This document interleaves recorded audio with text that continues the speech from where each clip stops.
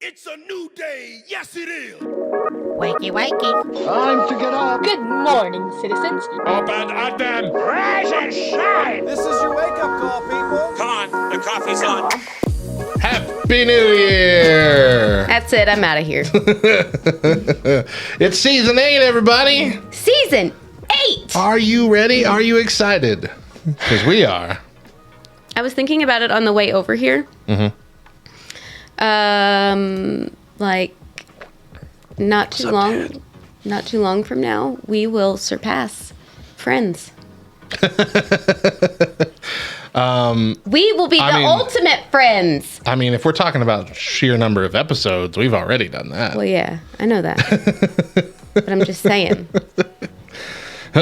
The amount of time it takes to listen to every episode of our podcast compared to watch every episode of Friends is astronomically more.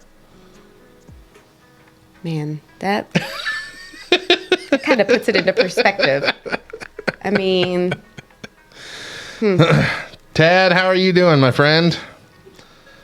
Tristan, Happy New Year. Oriole, hey, hey, hey. Hey, hey! Hey, hey, hey! That was really kind of aggressive. Hey, hey, hey! I was trying to do Krusty the Clown, but I didn't get there. Yeah, it was not Krusty the Clown. Man, I used to be able to do it so well. Anyway, DJ Shane, what is up? I love to say your entire name just like that. KY Redhead, stricken with the Covey. Aww. Whole family, right? Whole family got it? Is that what you said? I thought so. hey.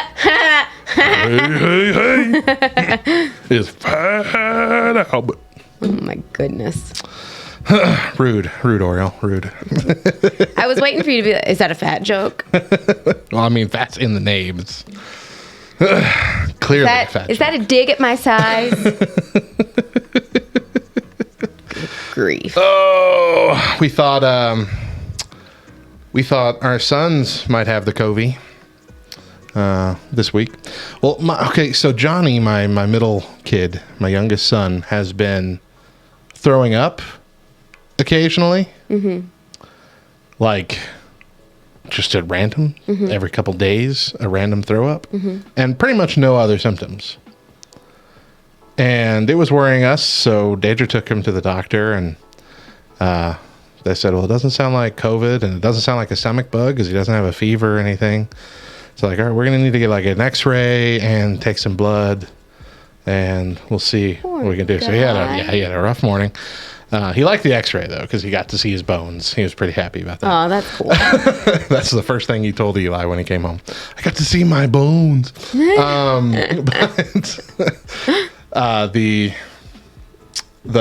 x-ray came back negative, so there's no like blockages or anything like that. And we haven't gotten the blood test back yet because some stupid red tape with a new doctor. But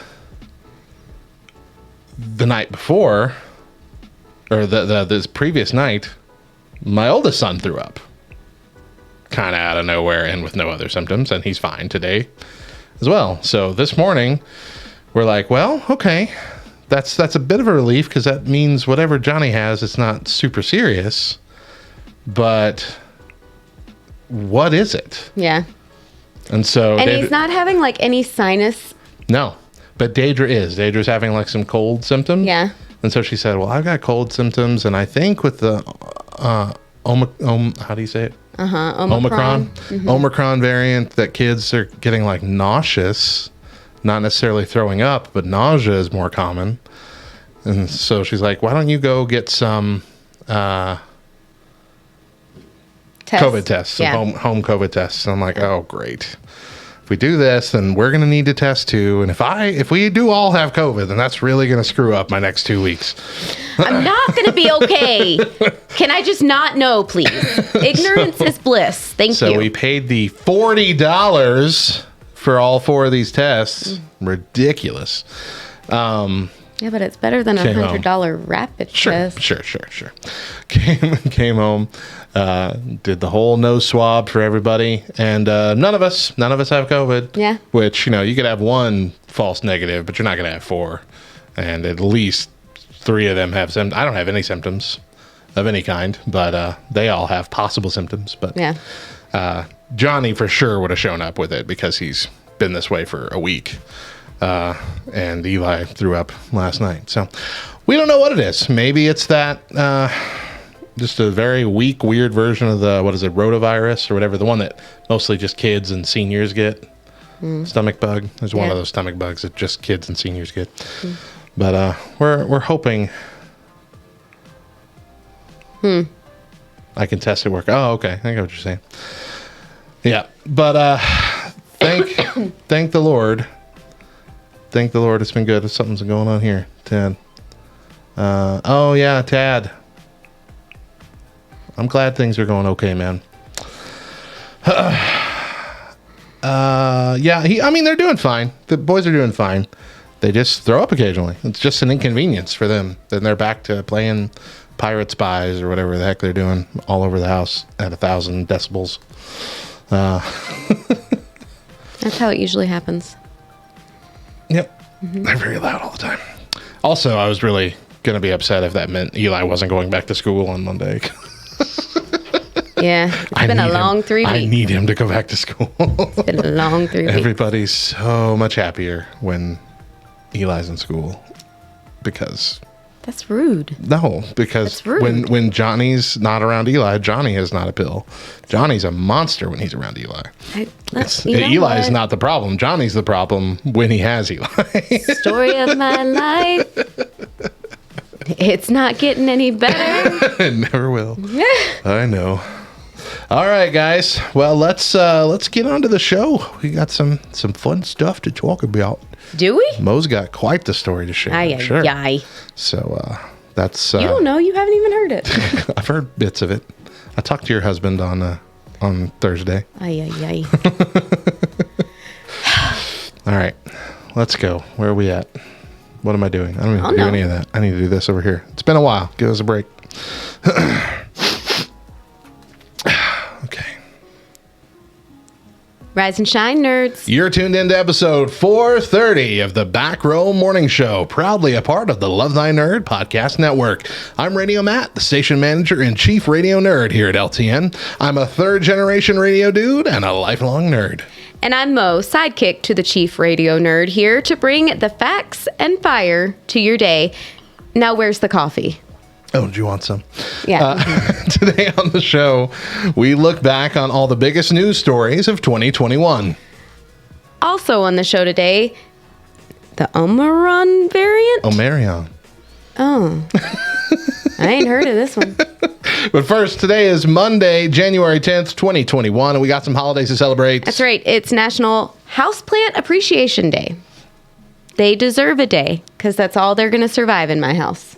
Yeah, that's our house too. Like I don't, I'm not on board with them at all existing in my house. But the occasions that Daedra has been like, we're gonna get a fern, I'll be like, all right. And within a month, it's either infested with fruit flies, or it's dead.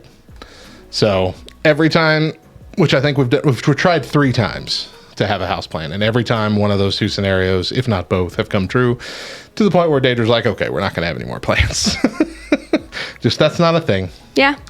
No, I know. Yeah. Well, look, people in the chat are harassing me, and yes, Omicron is how you pronounce the Omicron variant. That's not what we're talking about with the upcoming news story. Just it's all right. It's all right. So stop correcting us. Because you're wrong. Just because you think you're an expert, because you have it right now, doesn't mean...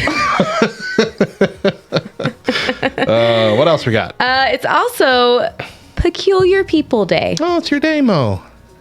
Happy your day. Listen, I was about to shout out all of our people in chat and be like, it's your day! And then you beat me to it. Oh, you're a jerk. I went and insulted you instead. Whatever. Hey, it's also National Clean Your Desk Day. You have to participate. Hold up. No. How many? Up. No. I'm speaking. How many desks exactly do you have?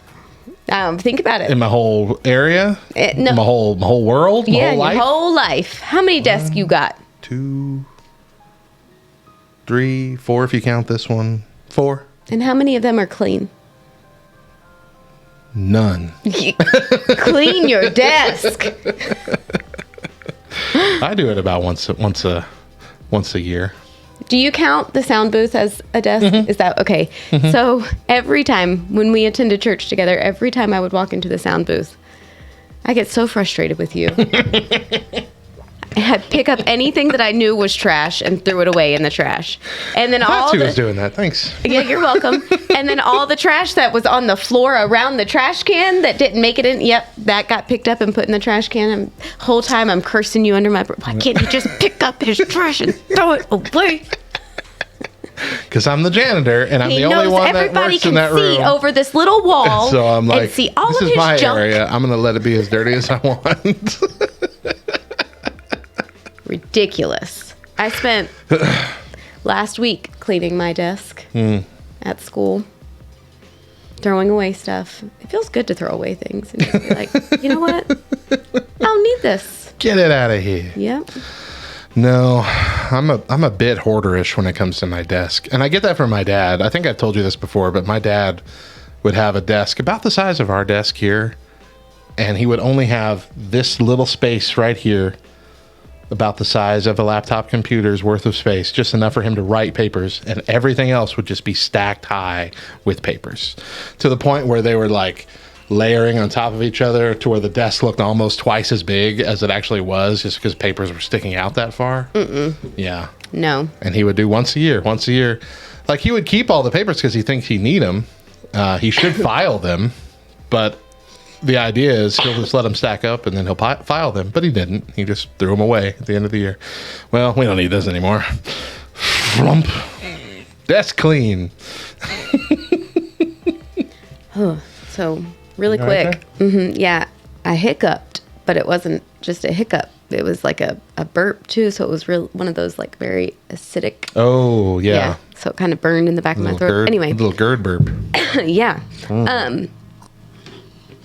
But I was going to say, the thought of that just stacks and stacks. Oh, it gives me anxiety. Stacks on stacks on stacks gives on me- stacks. So when I worked at Central Office and did HR and took care of all the filing for the employees and all the licensure and everything, there come Fridays, that was when we had our big mail day and I would have to send off for everybody's licenses. That's how my desk would look. I would have just stacks and stacks and stacks of everybody's paperwork. Oh, it got to the point to where before I could leave to go to lunch, I need to have everything laid out completely across the back counter in its own stack. It could not be stacked tall. Like each person had its own stack so that I could see, okay, this is manageable. I can handle this. I can take care of this. But I could not leave for lunch and walk away from it and it be in just one huge pile. Does that make sense? Yeah, I get it. Yeah. Anxiety. Well, you know what? Hold up. I'm not going to ask you how your holidays were first, because I'm going to let you in. So let me tell you how my break here was. Okay. Holidays were great. Christmas was great. We thought Christmas was going to be hard this year because of Tina, passing, but it was very family driven, very, good memory driven. Yeah. Like, we got through it okay. So that was good. And New Year's Eve came. New Year's Eve, we always go over to my sister-in-law's house and basically do nothing for 4 hours. I fell asleep. Me, my middle son, Johnny, and my daughter, we all fell asleep on the couch from 10 till about 11:50. So that was nice, and I'm sure I was snoring super loud in this room while they were Where playing. was everybody else? They were playing Uno right in front of us. Oh, okay. But New Year's Eve was also when we did New Year's Nerding Eve on LTN Radio, which was a live-ish show. It was pre-recorded, but it was produced to be, live sounding. And it went terribly wrong. And so let me explain to you what happened, because I know some of you who are listening tried listening to that and got super confused because everything was playing out of order. Okay? Okay. For as long as we've been running this radio station, the company that we use to run this radio station has been promising the ability to upload a multi-track file. And what this is basically a fully produced show, all the music and everything in it in one MP3. And how you handle like all the licensing and all the metadata is that you submit a basically an Excel worksheet with timestamps and what's playing at that time. Okay, and so it'll still change like the metadata like it's a new track, but it's still on the same track. So I did this. I produced this. It took me forever to produce this 3-hour-long show that we put on and write all the timestamps down for every single piece of content that we had, which were lots, 70s worth of breaks, like 70 breaks or so. Got it all up there. Everything was perfect. I had triple checked all the times, all the everything. The audio was perfect. It was great. We put it on, and I missed the beginning of it. Like I'm not listening at the beginning because we're getting ready for other things. But I turn it on finally about 15 minutes in after KY Redhead sends me a message saying, hey, something just said it was going to play this and it didn't play this. It played something else. And I'm like, oh no. So I go up and I listen, and it's like 15 minutes ahead of schedule.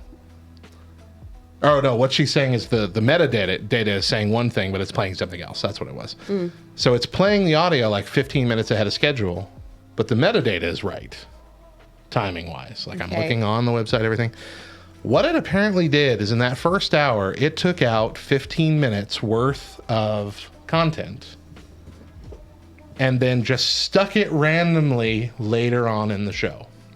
Okay. And so it didn't like the way you had it organized. It jumped like song number 18 and 17. It jumped the Love Thy Nerd clip that I had. It jumped, or the free play clip that I had. It jumped a couple other things, and then just stuck them randomly in the thing. So I didn't know what to do. I couldn't change it. I couldn't fix it because once it's airing, it airs until it's done. But obviously, their system. I did check everything, and everything I did was right. I checked the audio file itself. It was all in the right order. Everything I did was correct. They obviously rolled this out before they had worked out all the bugs. Mm-hmm. So I'm bummed. We did it that way because it was cool, because you could do like I could be talking while the next song is starting up over that instrumental thing. It sounds really smooth and good, and that's something we can't really do on our station. And I was super excited, and it belly flopped. Bummer. So that's what happened. Maybe next year they'll have it fixed, but we'll definitely do a test run long before we do that again. But it was kind of an on the fly decision that we were going to even do anything at all, because we did that the last year of Back Row Radio. We did a countdown of the best songs. Remember, we had like award stickers and everything that was in that. Like, that was really fun. That was fun. So we'll see. Hopefully it'll evolve and be better next year. All right, but those are my stories. Mo, you had a big holiday. Who do you think of when I go? Megyn Kelly. Yes, every time. Megyn Kelly. Every time I do it, I'm always like, oh, man. Okay. That was her nervous tick when we were recording announcements. She'd be like, why do I do that? I'm cold. I'm hot. Anyway, so if you haven't gone on YouTube and looked at those recording church announcement videos from years ago, you really should. There's some pure comedic genius in there. It's pretty awesome. Anyway, so we surprised our kids Christmas morning with a trip to Orlando to spend, it ended up being 6 days in Florida, and then we did 3 days at Universal Islands of Adventure and Volcano Bay. Are those all part of Universal, but like separate parks? Yes. Kind of like Disneyland as California Adventure. Wild Kingdom or whatever. Yeah, Gotcha. that's Disney World. Whatever. That's Animal Kingdom. Parks that I can't afford to go to. You can afford to go. I can afford Six Flags, Fiesta, Texas. That's what I can afford.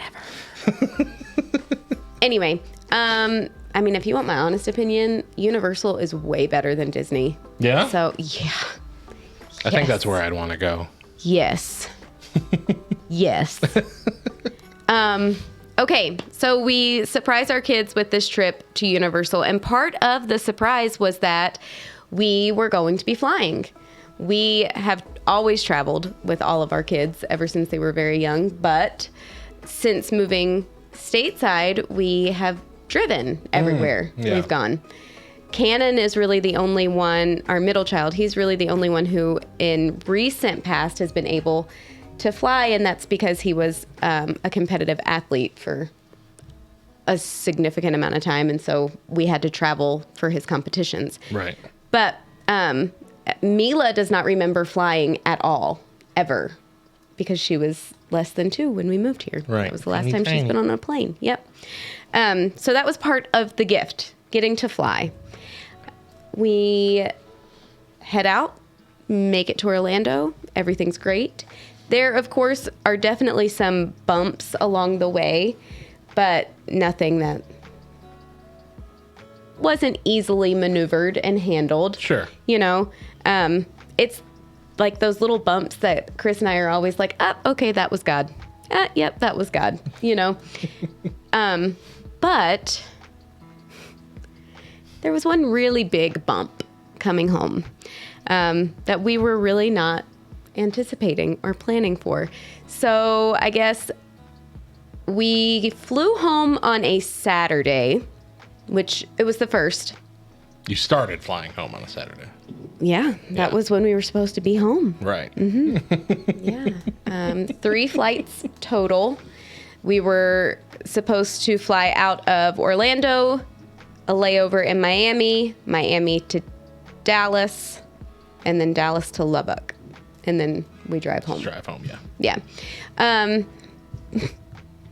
But I think maybe the day before we left, the 31st, possibly the 30th, I'm getting messages from people saying, hey, just so you're aware, we're supposed to get some snow on Saturday. And I was like, oh, okay, thanks. I appreciate it. And it really wasn't a lot.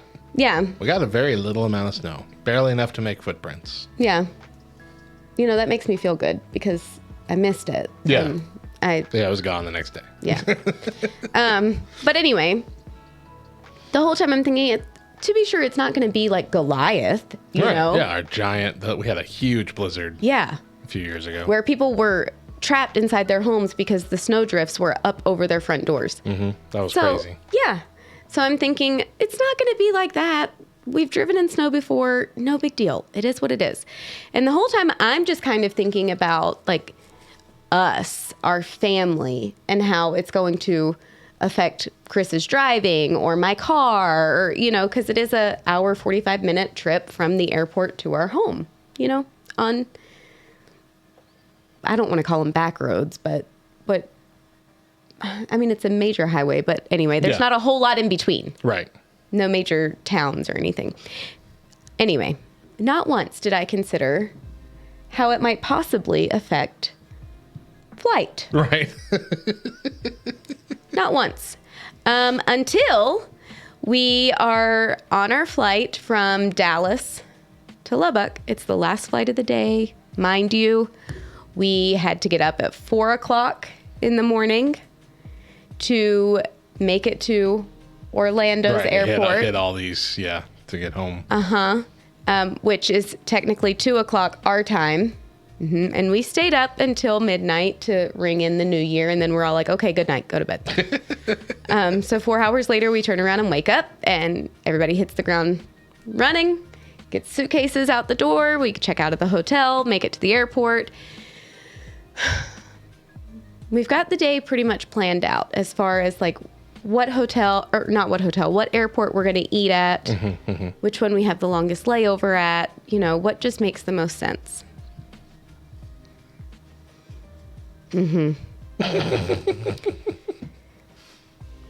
We board our flight from Dallas to Lubbock. And at this point, we actually were ahead of schedule. And so we didn't get to eat in Dallas like we had planned to. We were behind schedule. Oh, okay. So we didn't get to eat dinner like the original plan. So my kids are already starving, but Topher to the rescue is like, it's okay. It's not a big deal. The flight is over 250 miles. We'll get cookies and a drink because that's the rule. Right, it is. Yeah. If your flight's over 250, you get a drink and pretzels or cookies. So we board this teeny tiny 3-seater plane. You know, it's got 2 seats on one side and 1 on the other. That's the entire flight. Right. Fully packed. Take off. No issues. And a 52-minute flight, I'm noticing, seems awfully long. A lot longer than 52 minutes. And I look at my watch and I realize it's been about an hour and 15 minutes at this point. And so our pilot comes over the intercom and he says, well, ladies and gentlemen, if you haven't been able to tell, we are currently doing circles over the Lubbock airport. Just as we were getting ready to land, we received word that their runway is actually completely covered in ice, and they've not had an opportunity to de-ice it as of yet. I'm being told that they're working on it and that we should be able to land shortly. I've got about 30 miles left in gas, so we should be good to just circle up here for a little bit. And I'm like, that doesn't seem like a lot. Yeah, it really doesn't. Yeah, we can't make it back to Dallas on 30 miles of gas. So what happens in 30 miles if they don't get it de-iced? Exactly. Yikes. All the while, weather is... Oriole says you just become a glider. That's exactly kind of what I was thinking. Like, sure. Anyway, all the while, the weather is bad, you know, and it's getting worse. Yeah. The storm is rolling in. And so what happens when a storm is rolling in and you're in an airplane? Turbulence, of course. Yeah. And we're in this tiny little plane. So we're bouncing around and shaking. Chris and myself are sitting side by side. Directly behind us, directly behind Chris is Mila. Directly behind me is Cannon. And then across the aisle is Topher. Okay? Topher's got his headphones on. He's in his own world. He doesn't care. He doesn't know what's happening. No big deal. Mila is bawling. Trying her best not to be like a sobbing cry. Yeah. But she's terrified. She's Yeah. scared, you know? And Cannon is having a full-on anxiety attack. I'll bet. Yeah. His knee is shaking so bad, I wasn't sure if it was the turbulence or him shaking the airplane because he was just bouncing his leg the whole time. And so Chris and I are sitting with one arm behind us, comforting the child that's directly behind each of us. You know, he's trying to rub on Mila's leg. I'm holding Cannon's hand. At one point, I've got a bracelet that a friend gave me that says Jesus on it. At one point, I just took the bracelet off and handed it to Cannon. And he's like, okay. Using it like a rosary, you know? Hail Mary, full of grace, get me off this plane. Just holding the beads in his hand. Okay, I can hear him behind me. Okay, God. We got it. All right, God. KY says, when I have plane turbulence, I just accept that it may be my time to meet Jesus and have to be okay with it. So I am not even kidding. I prayed for a good majority of that 30 miles that were just up in the air circling the airport. And at one point, my prayers became, God, if this is it, please just let it happen quickly. Make it quick. Lord, don't allow us to suffer. Rip the Band-Aid off. And if there's any unconfessed sin in my life, God, I'm sorry. I was getting right. I was getting right with the Lord. Right or get left. That's Right here. Yep. That's hilarious. Praying for my kids, God. If there's anything in their lives, just make it known to them right now. Right now. Anyway, so next announcement that we hear, we are landing in Midland, Texas, which is about an hour, 15 minutes from Lubbock. Yeah. You have enough gas for that? Apparently. Okay. So we land. I didn't even realize that Midland had an airport, Oh, yeah. but we land. I mean, it's And bigger then, than Lubbock, so. yeah, I guess so. And it's actually a dual city area, right? Midland and Odessa. Yeah. Yeah. So we land. We all think, okay, well, they're at least going to let us get off the plane and stretch our legs, right? At this point, something that was supposed to be 52 minutes has now been almost 3 hours. 3 hours. Wow. Yeah. By the way, we were not given our snack. So we're all starving. We're all grumpy. It's now, I want to say 8:30 at night. We should have been home Right. by this point. And a gentleman, I still am not sure who this man was, comes onto the plane and says, guys, I know this is not where you were expecting to land today, but I just want to make it really clear the situation that we're in. Lubbock is not going to be able to de-ice the runway. They are doing their best, and hopefully we'll get you guys fueled up, and maybe in 30 minutes or so they will call and let us know that you guys can actually land safely there. But right now we just don't know what it's looking like. Unfortunately, our roads are also really bad. There are no Ubers out. There are 0 rental cars between here and Dallas. So you have the right to leave your flight at this time if you would like to, but please know your options are incredibly limited. So he's making us aware that we could leave, but that we really shouldn't. And I think that he was probably very fearful that 250 people would get off of the plane, and the very few resources that were out there, Right. Gonzo. It was going to be outrage. So I can kind of understand it. But, that 30 minutes then turned into 45 and then turned into an hour 15 sitting in Midland on the plane. So we're clocking in at over 4 hours now. Okay. Yes. Okay.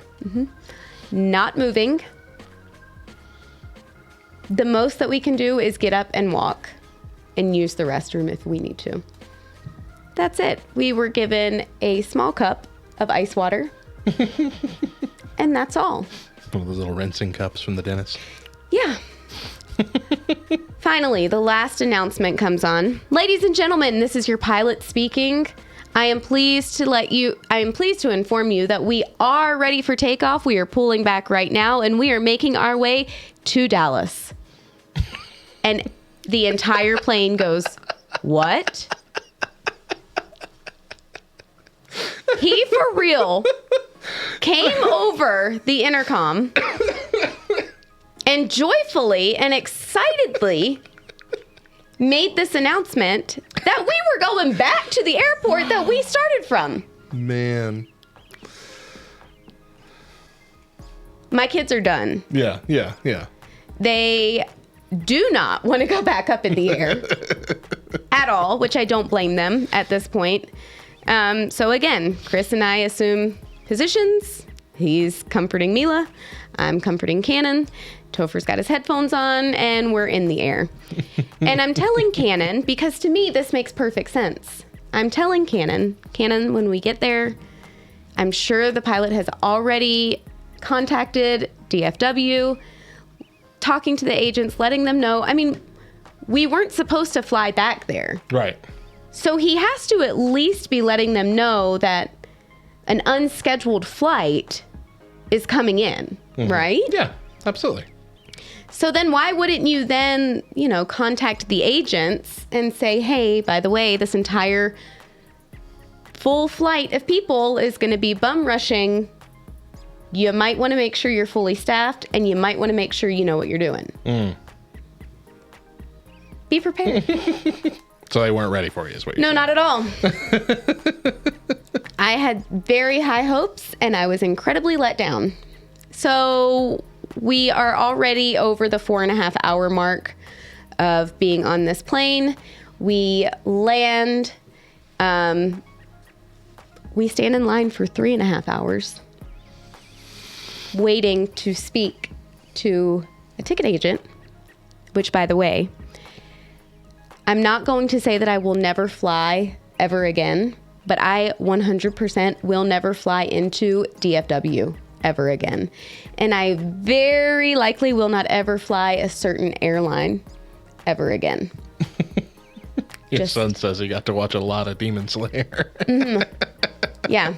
I'm pretty sure that anybody at that point could have binge watched an entire show in the time that we were in air and waiting in line. Okay, so there are 5 women. I'm sorry, there are 5 women who greet us. Okay. 2 of which were very pleasant, very enjoyable. The other 3 do not deserve to have a job. And I am saying that 100%. Without any regret. Okay. I heard a gentleman called stupid to his face. She incorrectly printed his boarding pass and reprinted the one that he needed for that day, but gave his wife and 2 kids the rescheduled passes. And so he just comes up and very politely says, ma'am, I just want to make sure that this is okay for me to have. I am going to be able to board the plane. And she looks at him and goes, you're kidding me, right? And he says, no, it's today's date, but my wife and my kids have Tuesday's date on it. I swear, some people, you just got to hold their hand because they're too stupid to know anything. Listen, you can't board the plane with that anyway. You got to go through security and get your actual plane ticket. That's just a boarding pass. You're going to be fine. Goodness gracious. This is the same lady who helped us, and at one point she sat back in her chair, pulled her mask completely down, tilted her head back, ate an entire box of lemon heads, sat forward, chewed them, looking me directly in my eye, and said, so what exactly am I supposed to be doing for you? Jeepers creepers. One of the other ladies, the person beside of us, her husband and daughter were going to be able to be on the next flight out, but she was going to be on standby. And they had some family things going on. They were going to visit her mother, who was not doing very well, and so she really wanted all 3 of them to be on the same flight. And the ticket agent didn't make that clear prior to printing the 3 passes for them. And so the lady says, okay, well, I'm going to need for us all to be on the same flight. So if you just need to do that later flight that we were talking about, let's just reprint those. And the girl goes, absolutely not. My feet hurt, my back hurt. I do not want to be standing here right now. I am not reprinting them. Your husband and your daughter will be on the flight and you're on standby. Wow. Yeah. So it got to the point I was very composed. I was very proud of myself. Chris did tell me at one point, go sit down. Because he could see it in my eyes. Just go sit down. I'll handle it. And I said, oh, no. I'm going to stand here. Oh, no. I asked about hotel accommodations. I can give you a QR code, but making reservations is your problem. That's not on me. Okay. Rental cars by chance? No, we don't have any rental cars. Are you kidding me? All right. So I'm out of here. And I will be sitting on hold for 2.5 hours tomorrow so that I can speak to the customer service representative for this particular airline and let them know exactly the kind of customer service that we all received tonight. I think what floored me the most was we were treated like the enemy. Yeah. And I could understand possibly if there were some sort of issue on the flight that were caused by one of us that Right. caused the plane to have to land or turn back around and land. Right. But it wasn't us. Right. It's not her fault that y'all were there, and it's not y'all's fault that they were there. Yeah. It was a crappy situation all around. Y'all should have been on the same team. Of this sucks. Let's help Yeah. each other out and get this done. That would have been, I mean, I feel like common sense. It would have been wise. It probably would have at least made a little more sense than us being treated like we were the enemy. Public enemy number one. We're rolling on 33 minutes here. I'm sorry. It's a long story. I know, yeah. I will say, overall, I was very impressed with the 250 plus passengers. There were only a few who got a little bit mouthy. But at one point, I did stand there and just kind of look around, and I was like, there are so many more of us than there are of them. Why aren't we doing anything? Why are we take 'em. just standing here? We ask that every day about the government. Hashtag fact. Okay, so last thing that I'm going to say, and this is another reason why I will 100% not be flying into this airport ever again. It broke my heart. So my kids are totally fine, and I was telling a coworker the other day that I probably would have lost it had my kids not been okay. Yeah. You know, because I mean, we didn't make it to the hotel until 2:00 in the morning. Right. And we had ice cream for dinner from the hotel market. So had they been losing it, I would have lost it. But for the 3.5 hours that we stood in line waiting, there was an elderly couple who were handicapped, needed wheelchair assistance. They barely made it off of it's called a runway, right? What's it called? The thing that you have to walk. The long thing that connects the terminal to the plane. Oh, I don't know. Boarding. Anyway, that long thing that connects the terminal to the Not plane. the runway. Yeah. Runway is where the plane goes. Runway is what a model walks. Anyway, they barely made it off of that into the terminal. Of course, they're frustrated and they're probably achy and sore, you know. So they ask, not in the most polite way, but not aggressive either, for wheelchairs. And for the 3.5 hours that I stood in line waiting to talk to someone, those people sat in wheelchairs, being passed, being ignored, being told that they would be handled in a minute by person after person after person. Absolutely unacceptable. And so when I say that those people don't deserve to have a job, I truly do mean. Yeah. I don't say it with Well, this might not be the airline or the airport. It might be the airline. it very well What was could the be. airline? Do Call you them want out. me to say it? Call them out. American. Get out of here, American Yeah. Airlines. It was not okay. Southwest all the way. So flying out there, we were super impressed with American. And the customer service representative that I spoke to, her name was Noelle. She was a delight. She and I were in agreement with most everything. And I told her, we were very impressed flying out. It was great. Great experience. However, this experience, a dumpster fire. Completely did it in. Completely. So anyway, then we get there and we only have 2 of our bags. Mm-hmm. 2 out of 5 bags.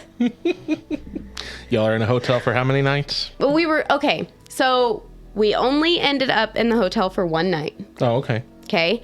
As I'm sitting the next day, as I'm sitting on my phone, for 2.5 hours trying to speak to someone. Chris finally says, you know what, forget this. I'm getting an Uber and I'm going to go to the airport and see if I can figure anything out. So he and Cannon go to the airport. They actually, he walks right up to a ticket agent and tells her the situation. And she says, we can get you on a flight tonight at 6:30. And he was like, okay, I was just going to ask if I could have my bags. But yeah, that works. Great. But about my bags, will they be transferred to this flight? And she's like, yep, absolutely. I'm showing 5 bags. All 5 bags are going to be on the flight. Perfect. For some reason, I was having like huge anxiety about leaving our bags in Dallas. I did not want to do that. Right. Didn't want to. So as long as he could confirm that our bags were going to be on the flight, I was good to go. Okay. So he comes back to the hotel, gets Topher, Mila, myself. We load up. We go back to the airport. Let me tell you, the flight is delayed by 2 hours because they didn't have enough staff. Okay. There's a whole issue with flight attendants and going over on their hours and having to wait for another plane to land so they can take a flight attendant from that plane to put onto our plane.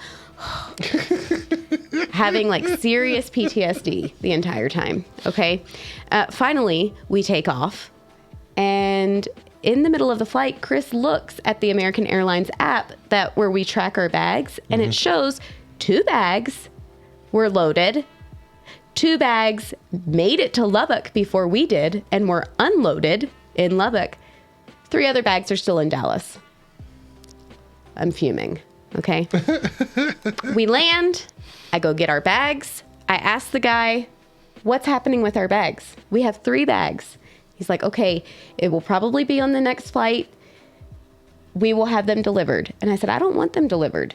He said, if you have them delivered, it'll be about a week. But if you have the chance to come out and check on them in maybe 2 days, they should be here. And I said, okay, well, I'll be following on the app because it'll show once they land in Lubbock, right? And he said, yes, absolutely. Perfect. Okay.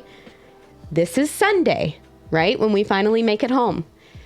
Tuesday morning, I go onto the app. Do you know the only 2 bags that showed for our account at all were the 2 that we had.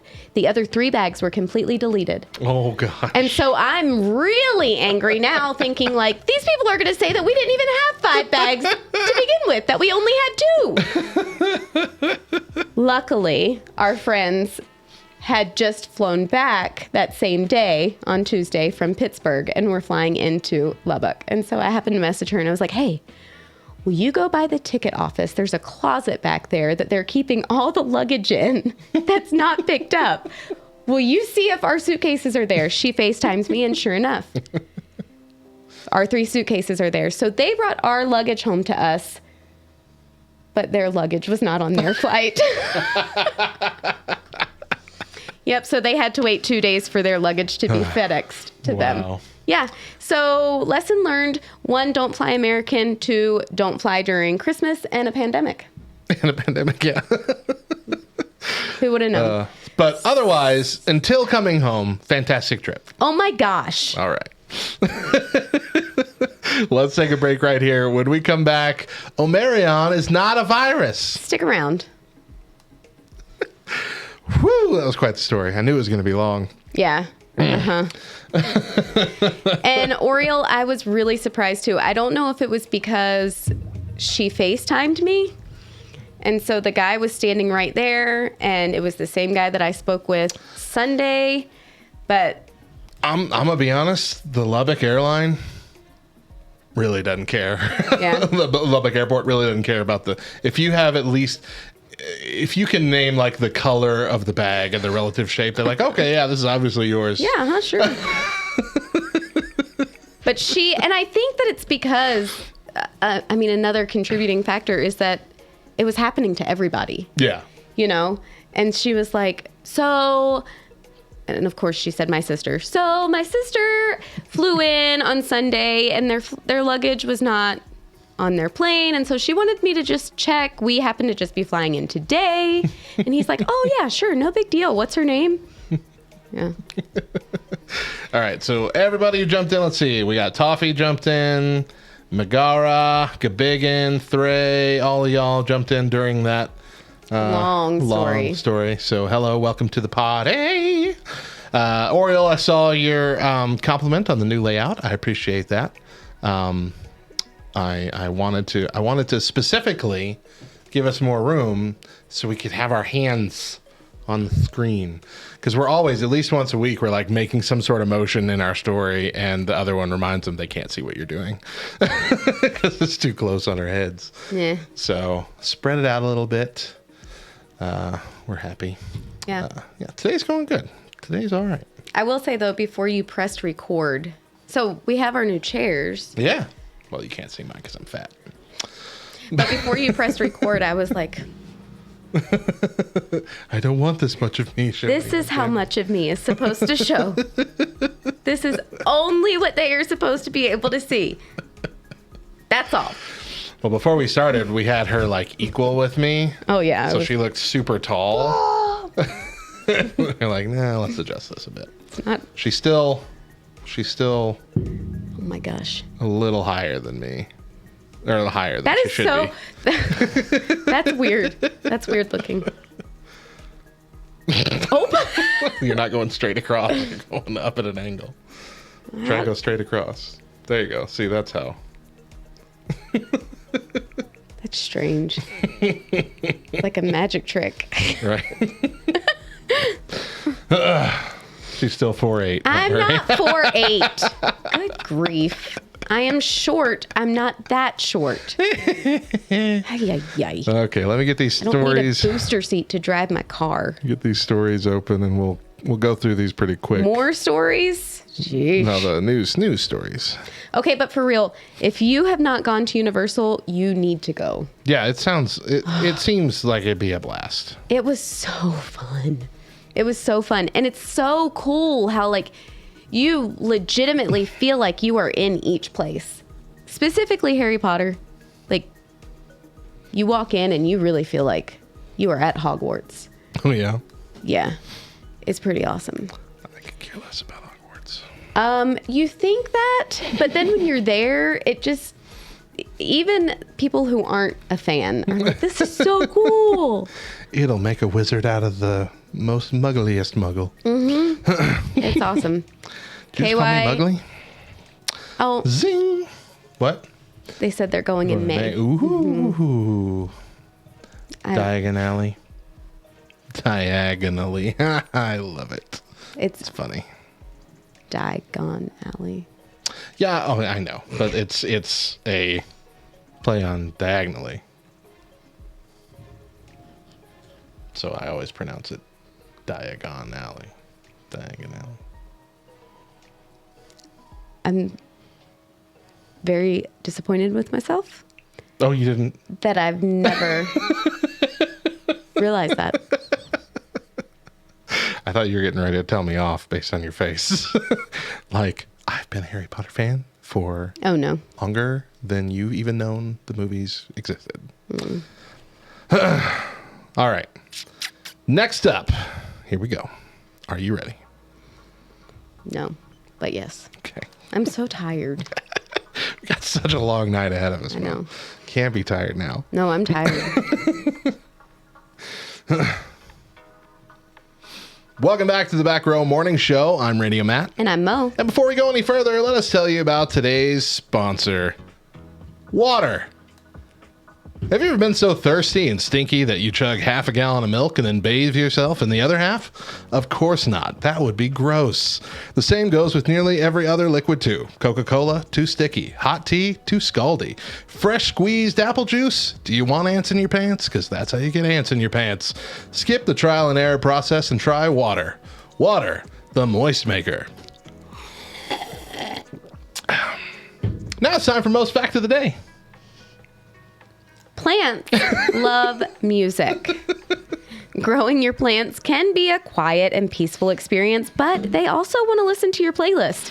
Houseplants love music, and it actually encourages growth. So, turn up that playlist. Take two house plants and put them to the test. Turn up LTN Radio. Have you ever heard So that your song? There's plants like a can jam song with us. from Audio Adrenaline. I think it's the Underdog album. Like it's like a spoken song about that called the Houseplant Test. Really? And it's how it was based off of an old Christian argument against rock music. Like if you make one listen to Bach or something beautiful like that, it'll grow, and if you listen to rock music, and it'll shrivel up and die. So it was based on that. It's a really interesting song. DJ Shane knows what I'm talking about. Of course you do. I think about the Lorax. Let it die, let it die, let it shrivel up. Yeah.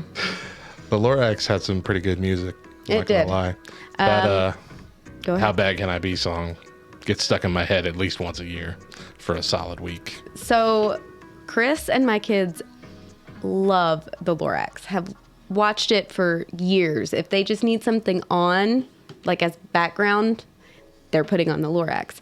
And so I know that there are people who give us like the side eye or condemn us straight to hell when they hear it. But my kids will look at each other and go, "You greedy dirtbag," all the time. All the time. And to us, I mean, it's hilarious. We know what it's from, you know? But I know that strangers are like, "Oh my gosh. Did you hear that?" All right, well, we got some weird news. It's time. I meant to change this, so it's not up to you to move us on, but I'll fix it next time. Over to the weird news desk. We got three news stories sorry. because we talked about that last time too. Yeah. Let's get rid of that. Sorry. We got three stories that you might not have heard yet. Okay. Since the Omicron variant of COVID-19 surfaced in the United States, social media pundits have flippantly or accidentally referred to it as the Omarion Variant, which those of you might recall is an R&B artist. This guy right here from he has been hearing all the jokes, and he is running with it. He says, "Hi, this is Omarion. I'm an artist, not a variant," in the first of 3 TikTok videos posted on January 1st. "So please be aware that if you just so happen to run into me on the street, you don't have to isolate for 5 days." In a follow-up TikTok, soundtracked by his 2005 hit Touch, the 37-year-old continues the gag, "While it's important not to touch me and keep your distance, because you know that's how it's supposed to be, you don't need a negative test to dance to my music," he says. The series of TikTok videos soon went viral, amassing more than 100,000 views each. Humorous clips made their way to Facebook, blah, blah, blah, blah.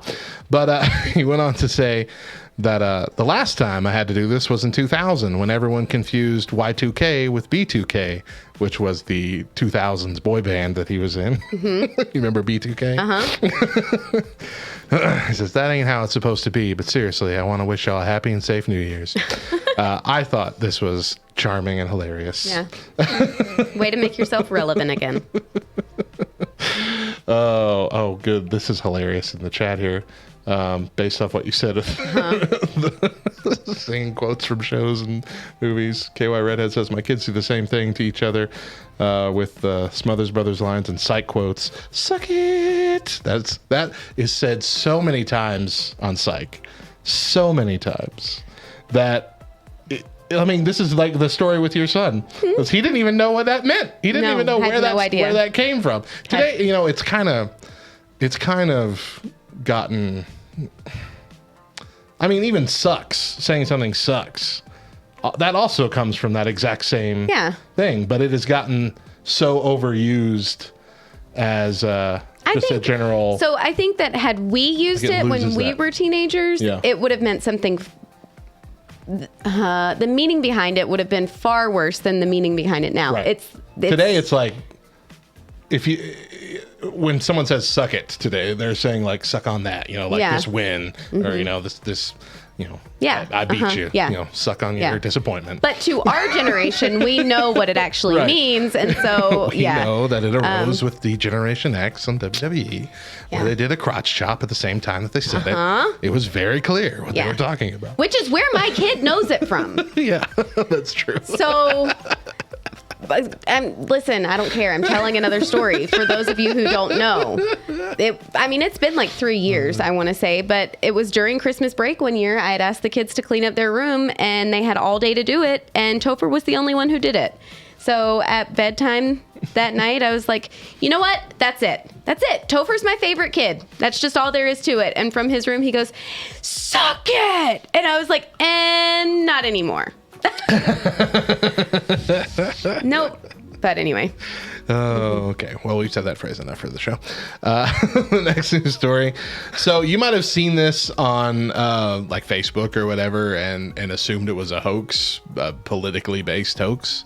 And it kind of is and kind of isn't. But there's posts going around saying that because of all the riots and looting, especially that's been going on this year, that the IRS now requires you to report your stolen property on your taxes.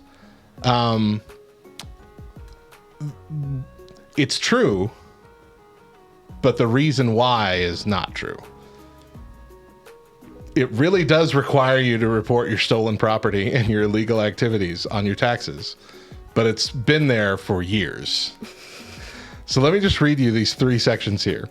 Illegal activities. Income from illegal activities, such as money from dealing illegal drugs, must be included in your income on Schedule 1, Form 1040, blah, blah, blah, blah, blah, as a self-employment activity.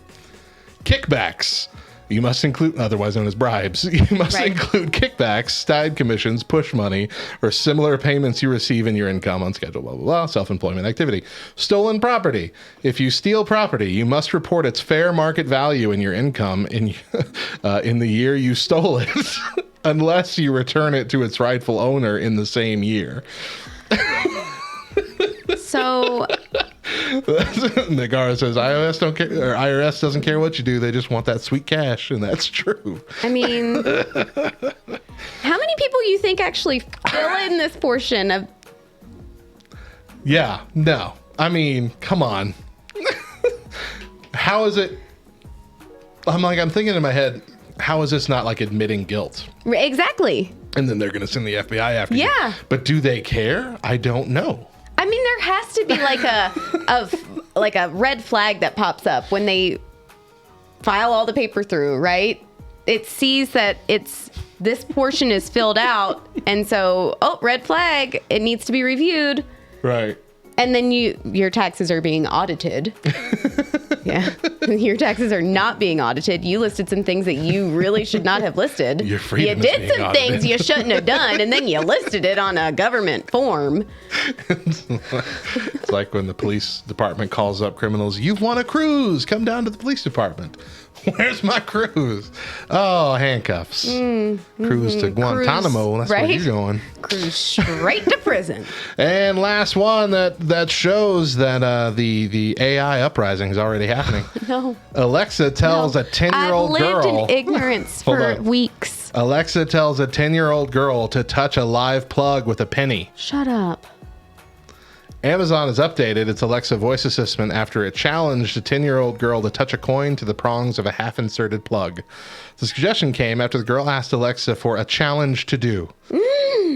Plug in a phone charger about halfway into the wall outlet, then touch a penny to the exposed prongs, the smart speaker said.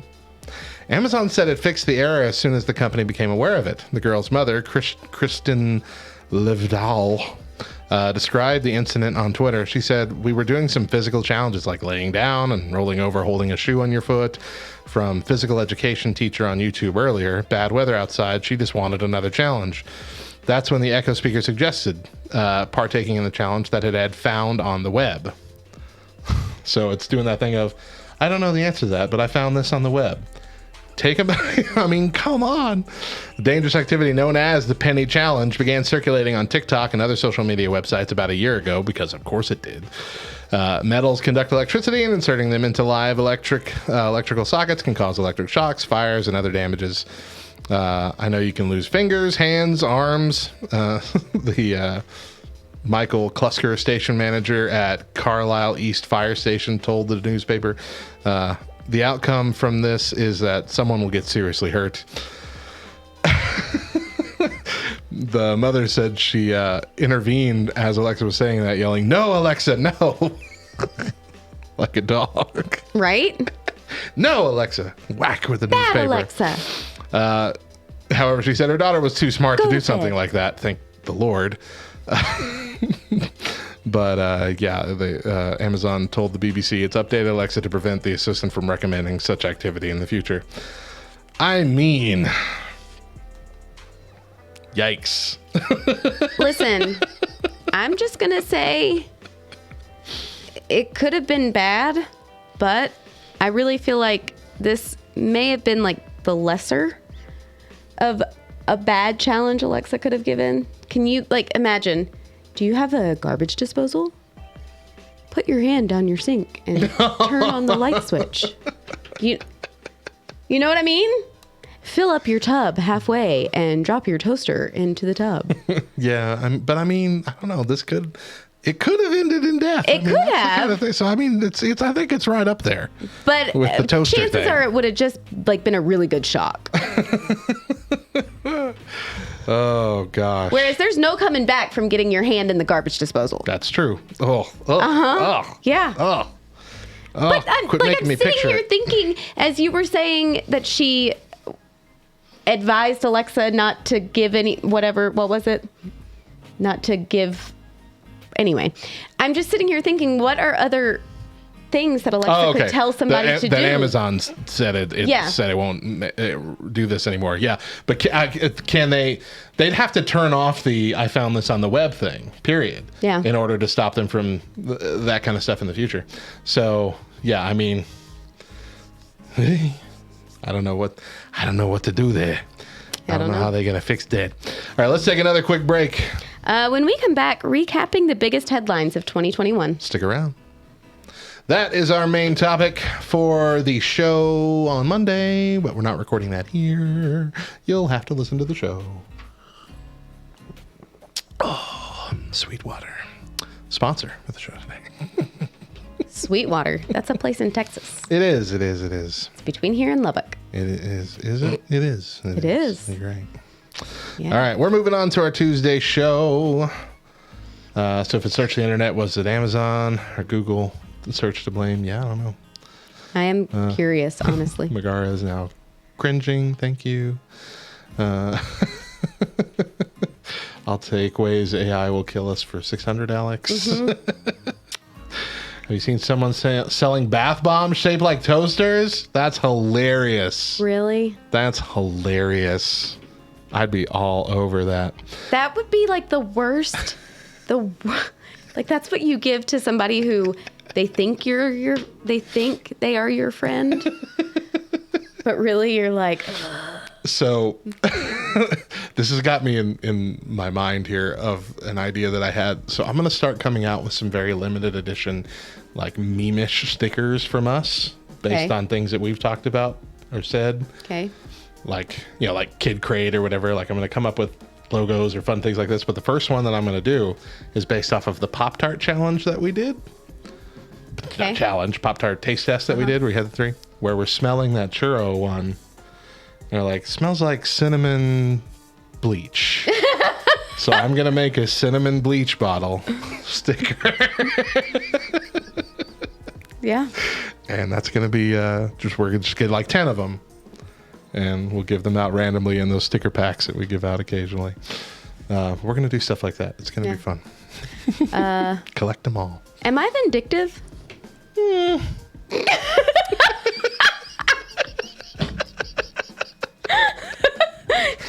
I mean, we want to be real. We want to be real here. Rude. KY also sent me a sticker for Christmas. Sent me a Green Lantern sticker. I got to find a perfect place for. I'm excited about it. All right. I didn't get anything for Christmas. Hey, did your son get his hat? Yes. Okay, good. It was there Okay. in the mailbox. I was worried.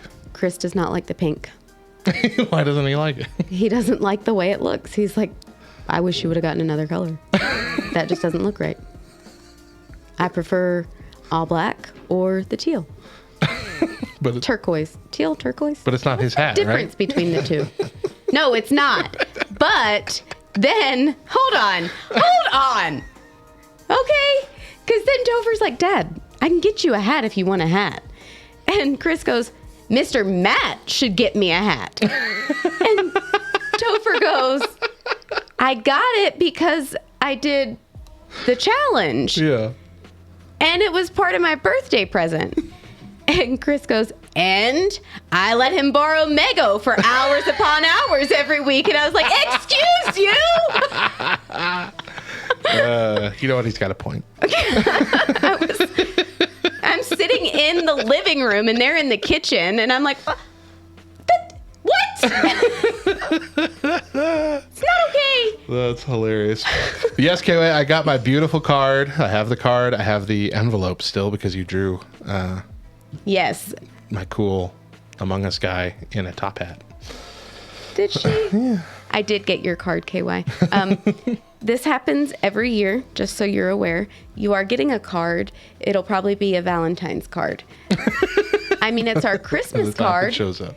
Yeah, it's our Christmas card, but it's going to be very late. Every year. Sorry. When's Chris's birthday? I'm going to get him a hat. April 14th. Done. All right. Let's move on to Tuesday. Here we go. Rise and shine, nerds. You're tuned into episode 431 of the Back Row Morning Show, proudly a part of the Love Thy Nerd podcast network.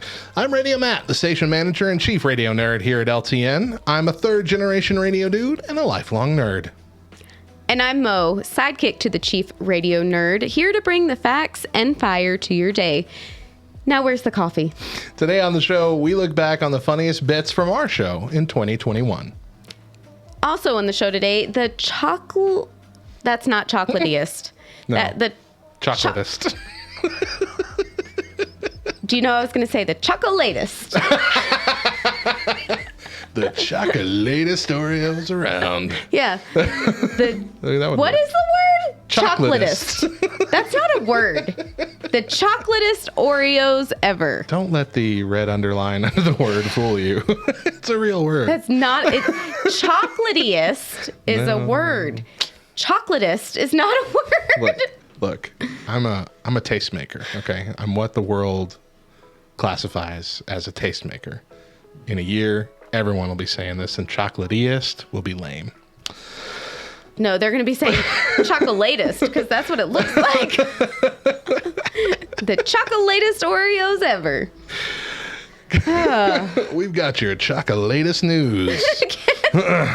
But first, move along, please. Today is Monday, January 11th, 2021, and we got some holidays to celebrate. That's right. It's National Milk Day. Is you know, for those chocolatest chocolatest Oreos.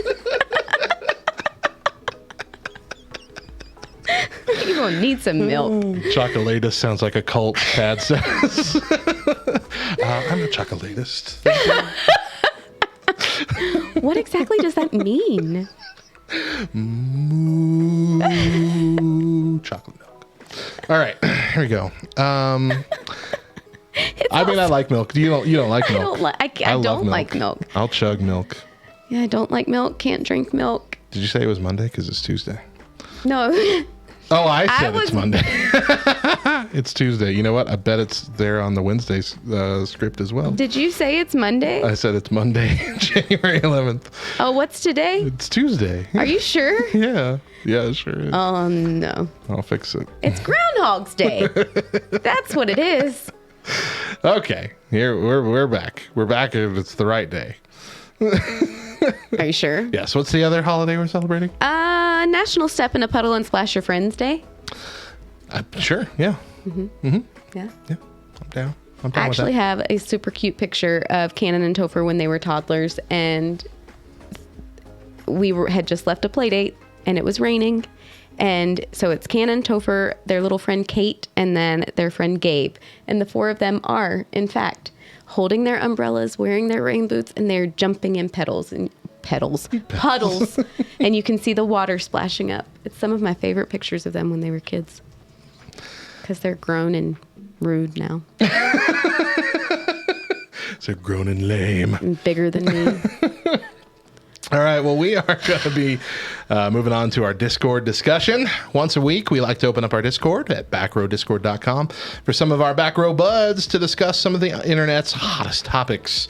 Today, we're going to be talking about autonomous cars. So if you want to chat with us, Twitch, jump in. What does that word mean? What? Autonomous. Autonomous, as in they drive themselves. Oh. Okay. So yeah, jump in our Discord chat. It's already open in there. We got 2 people. I'm going to go ahead and open. Hello, everybody. More robots. It always More robots. robots. It always throws me for a loop when we hop over and they're right in my ears. Oh, I'm sorry. All right, so here's the discussion today. Tesla isn't the only car manufacturer in the autonomous mode game. Big names like Volvo and Cadillac are getting into the game as well. Speculations have it that within the next 2 decades, self-driving cars, one without the need of human monitoring at all, will be on the road. So the question, how do you feel about that possibility? I mean, we'll all likely be alive by then. How do you feel? I mean, it reminds me of iRobot with Will Smith, where at the beginning, it's just all these cars just doing themselves. And then he decides, no, I'm going to drive. And it's like, nah, I don't recommend this, Will Smith. And he still does it anyway. And nearly crashes. Yeah. But no, thank you. I can't do that, Dave. Why didn't you want to do that, Brian? I need to have some sort of control. I mean, There's a small group for that. It's weird, the fact that it would be driving itself without having any input from the driver or person at all. And I mean, I'm sure there would be safety things like you could force it to stop if you needed to. Like you could force your will upon it. It's just you wouldn't need to. You could just trust it. I'm sure. And we're just going to touch this penny to this half-inserted plug. No, I need to have control, and I wouldn't be able to do it. It just would not work well for me. I'd have too much of an anxiety attack. Mm-hmm. Yeah, I mean, just the feeling of like you see yourself coming up on it. And I felt this way when we were in an Uber that was a Tesla when we were in Florida a couple years ago. And we're on the highway and her hands aren't on the wheel. And we're coming up really fast on this car in front of us. And like I had the instinct of I wanted to reach over the seat and grab the wheel and try and turn, but it did it on its own. And I'm like, oh gosh. And just having those constant tiny panic attacks. Yeah. It'd take I think eventually you'd get over it, like you'd get used to it, but it would take so much effort for everybody that wasn't born. Just when I'm a passenger in a car. Yeah. And I think that they're not braking soon enough. My foot starts pressing down the imaginary brake pedal. Like, okay, start stopping anytime soon now. Yep. What about you, Tad? Are you excited for the future of cars? Okay, so this is actually a 10-year-old conversation that I've had with my stepdad. Yeah. So what you have to think about is it's not just one car on the road with this ability. So the ability to have 5 separate cars in a group, this is great for any long commute, which a lot of people do across major highways. This is not small town or rural or urban areas where it's a little bit more complicated. Right. So when you're on the highway and you're in a group of 5 cars, all of a sudden now you're looking at fuel efficiency because you're drafting. The other thing is now you're relaying as 5 cars. And so any potential threat is mitigated 5 times because those 5 cars are now in sync with each other and you're not dealing with people on the road looking at their phones and all of a sudden one is veering uncontrollably. So you take away that risk when you're talking about the long hauls. And by the way, there's 2 statistics, and that is 20 minutes away from your home is your most likely place to crash, but also on your regular commute, because people's brains shut off on that regular commute. So if something else was also in control while your brain is shutting off and not being completely coherent, during that drive, then you're creating a safer environment for everyone else on the road. That's true, because I can't count the number of times where I have blanked out and suddenly I'm 20 Home. miles down the road and I don't remember anything that just happened. I'm Yeah. all of a sudden sitting in my driveway. Whoa. So, yes, there has to be an override and not like are you sure you want to do this? No, just an immediate override type of thing, just like cruise control. It needs to be just like cruise control.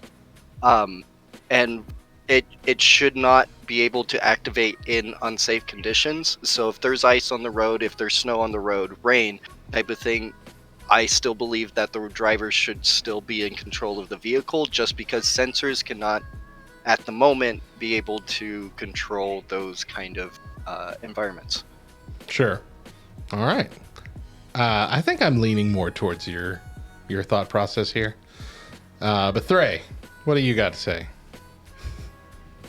Well, mine actually you're loud. leans on part of his. I first off, I'm still of the mind that I don't fully trust the parallel park self function. Oh, yeah. Because if that computer malfunctions, which every sedan that I've ever had with a smart computer in it, I've had the computer changed at the garage like 3 times. Because they don't know what's wrong with the car, they just have to change the whole computer. But anyway, if that computer malfunctions, it's my fault, and I as a driver need to be responsible for that. But like he's saying, in a cityscape situation, this technology does have a lot of potential. But there were also keys there. Environmental things can affect those sensors. So probably out in the desert, it would be fairly safe. But in any situation where, one engineer I spoke with was lamenting that every time there is water on the road, you will have to retake control of the wheel because it goes blind. It's like every surface is a mirror if there is water on the road. Also, they did a test out of Pittsburgh where every time you encountered a bridge, you would need to retake control of the wheel because it couldn't deal with the air on either side of the bridge. Wow. And so, if you've ever been in Pittsburgh, you know that the entire city is pretty much bridges. Just going hill to hill. So, you might get 5 minutes of being automated, but good try. Now, But automated vehicles are a thing, and they're going to be present, just like the electric cars are becoming more and more present, especially as we have this hard shift over to that technology. But what will be interesting is the period of time where we have both technologies on the road. Because like he was also saying, when you have a group of similarly smart vehicles interacting as a cohesive group with one another, it functions quite well. But if you throw somebody who's, babied their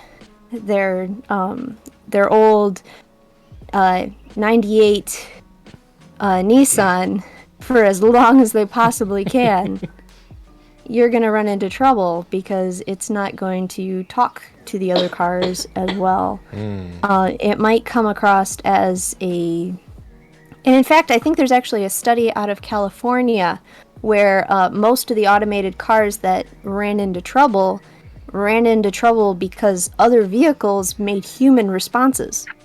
So it'll be the generation of mixed technology that's going to be the most dangerous. I'm not saying that everybody should, therefore not do it or jump on it first thing they can. But we're definitely going to have this interesting space where those that are more country bound and have longer commutes, it's just not going to be that affordable and make a lot of sense. So there's going to be a large amount of growing pains in between. A huge amount. Yeah. The two things that will help that transition go far better is having a dedicated lane for automated vehicles. Because infrastructure is already not a mess. Yes, Well, and but I because mean, people like, pay attention to the lanes that they're supposed to drive in already, you know. So, anyway. Like I feel. Sorry, go ahead. Finish your thought, Tad. Oh, okay. So yeah, just dividing the road that we have now, and you know, we have a carpool lane. Why not make that carpool lane the automated car lane? Type of thing. The other thing is that if it's more of a widely accepted thing, we would have relays on the sides of roads that can interact with the cars. So, for example, the bridge scenario, there would be relays on each side of the bridge that it can tether, have the same amount of sensory that it needs to cross those kind of areas. Yeah, that's what I was about to say. It would have to have like we'd eventually have to move to a way where the road itself talks to the cars, where it's almost a giant computer we're rolling on. Yeah, which all honesty puts us closer to the smart train system that they've got in Japan than anything. Yes, Sweden also implemented these graphite roads that you can send an electrical signal through, but not only that, they are also solar panels. Wow. Which is great until you have a lightning storm. Or a tornado. Or a hurricane. Yeah. Or any of the major weather that our country has ever.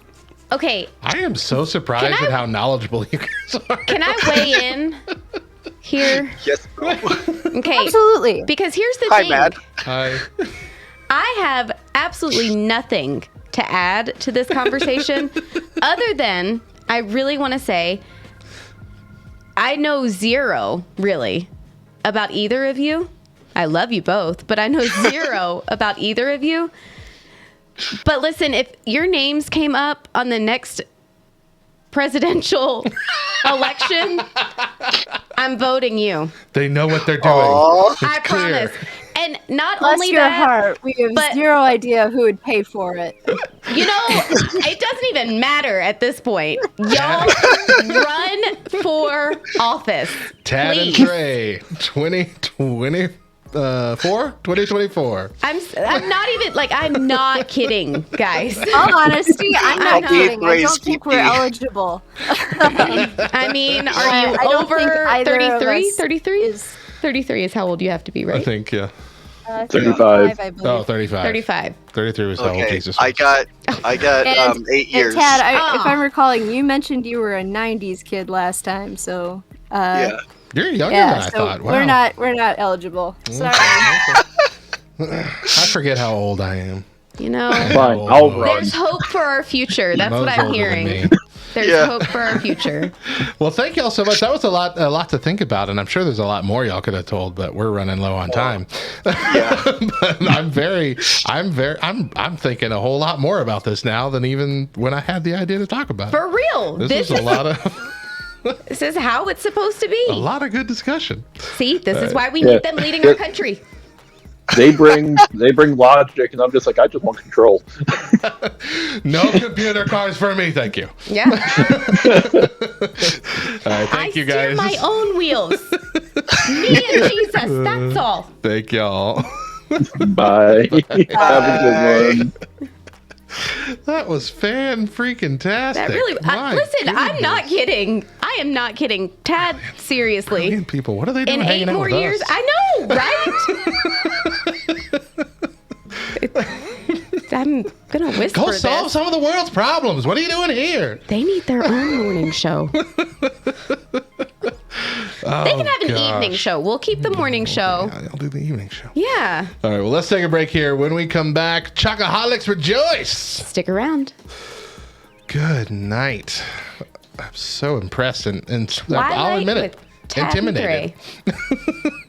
I know. A little intimidated here. But also super encouraged, and a little bit angry because Megara says she asks that about Threy every day. Why are you hanging out with me? Yeah. Because you have a cool name, that's why. I would listen to a Threy and Tad podcast too, Shane. I definitely would. Yeah. Oh. It was good.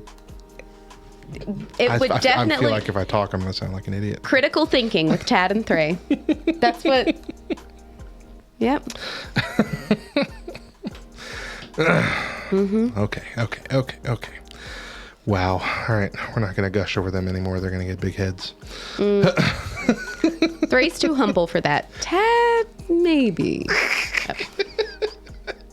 Tad's just happy to be here, and he makes that very clear. And I'm proud. I'm Whoa, proud. Of him. I'm said. proud to have him here. Hold up. Well, maybe he's not happy to be here anymore. I legitimately said I know nothing about you, so I now know that you're a lot younger than me. Look, you already beat him in the game. You don't need to beat him up just personally. Goodness gracious. Mm-hmm. You're only 27? Tad. Ugh. Yeah, you're almost a decade younger than me. Jeez. Keel over.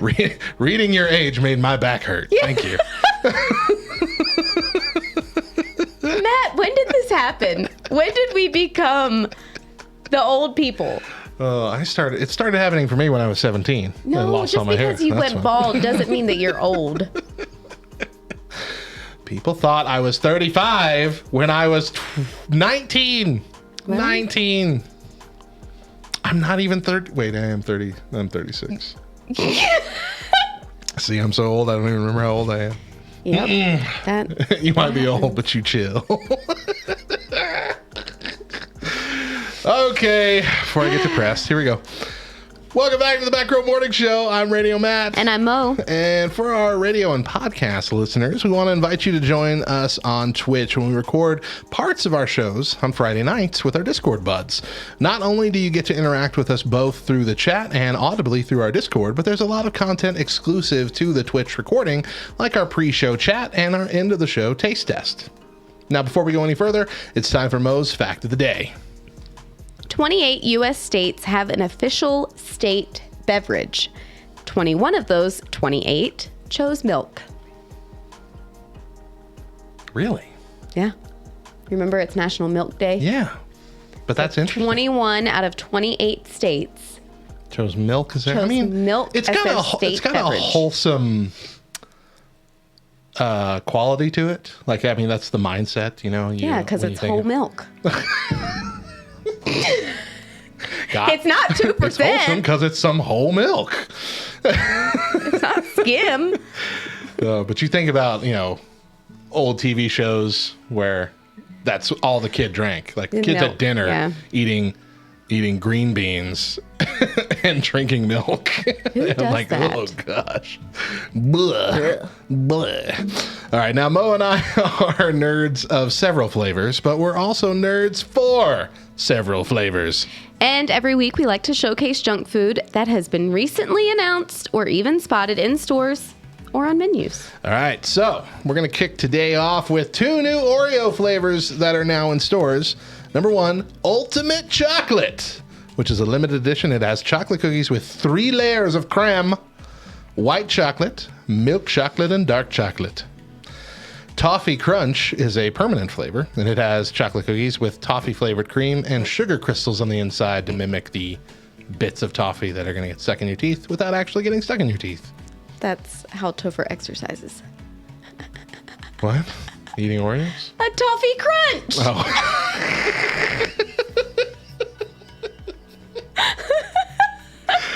I was not on board mentally with where you were going, but it was pretty good. All right. Pepperidge Farm will be releasing new Goldfish Mega Bites. We need a voice modulator in here. In sharp cheddar and cheddar jalapeno flavors.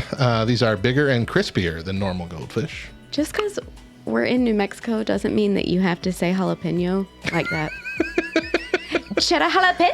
Jalapeno. Ala, ala, ala. A piñata filled with jalapenos and enchiladas.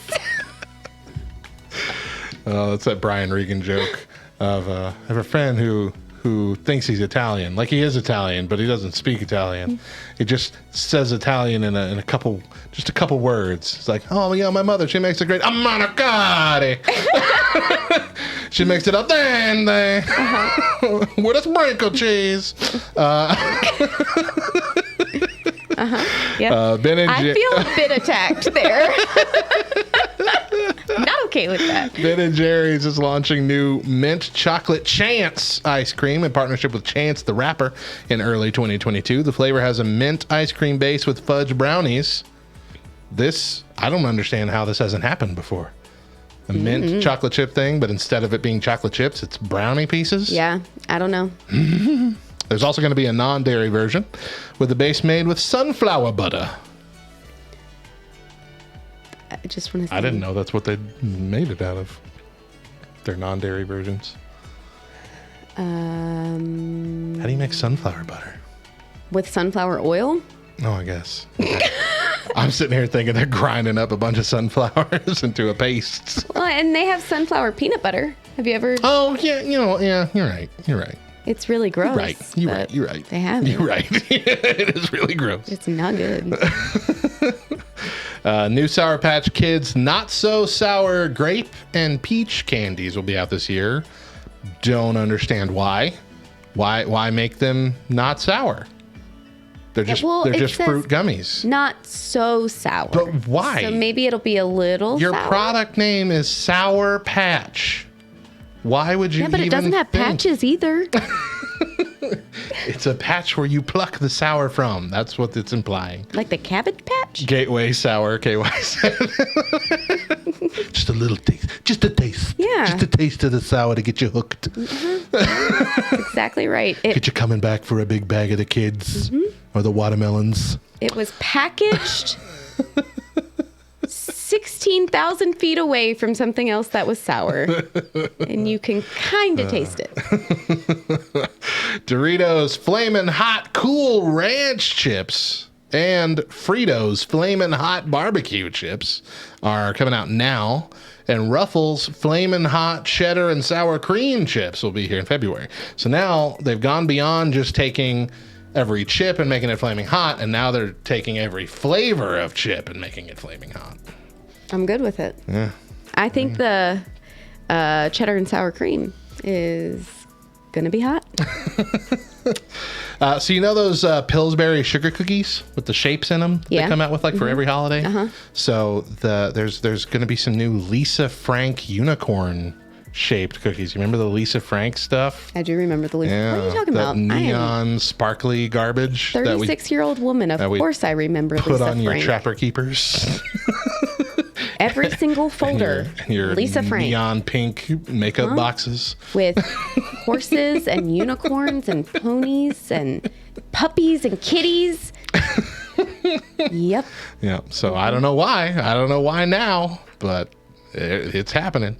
A new line of Oreo and Chips Ahoy cookie ice cream is headed to the freezer aisle now. And there's also going to be Oreo cones, Oreo sandwiches, and Oreo bars. So Oreo's just getting all up in the freezer section. What? What? I think we might possibly need to take out some stock in Oreo. I think there's a is it College Humor? I think it's College Humor. There's a College Humor set of videos called CEO. And most of them are about companies that are like going under, and it's a CEO bringing this message of, basically falling apart. Like they did Tide, they did Venmo, they did Skype, in the lieu of the pandemic. It's like, why aren't you using Skype? Why did you all go to Zoom? That kind of thing. But then they did one for Oreo. And it's just like, I think we could be done. Like, we don't have to keep making flavors and stuff. Like, we've made the perfect cookie, and we sell billions a year. I think we could just stop. Right. Why are you here right now? Why are we still working? Let's just go home. Let's call it a dub and go home. But they just don't stop. They don't stop. Can't stop, won't stop. I will say I'm more on board with Oreo getting into other things you know, Yeah. than making ultimate mega dump truck Oreos.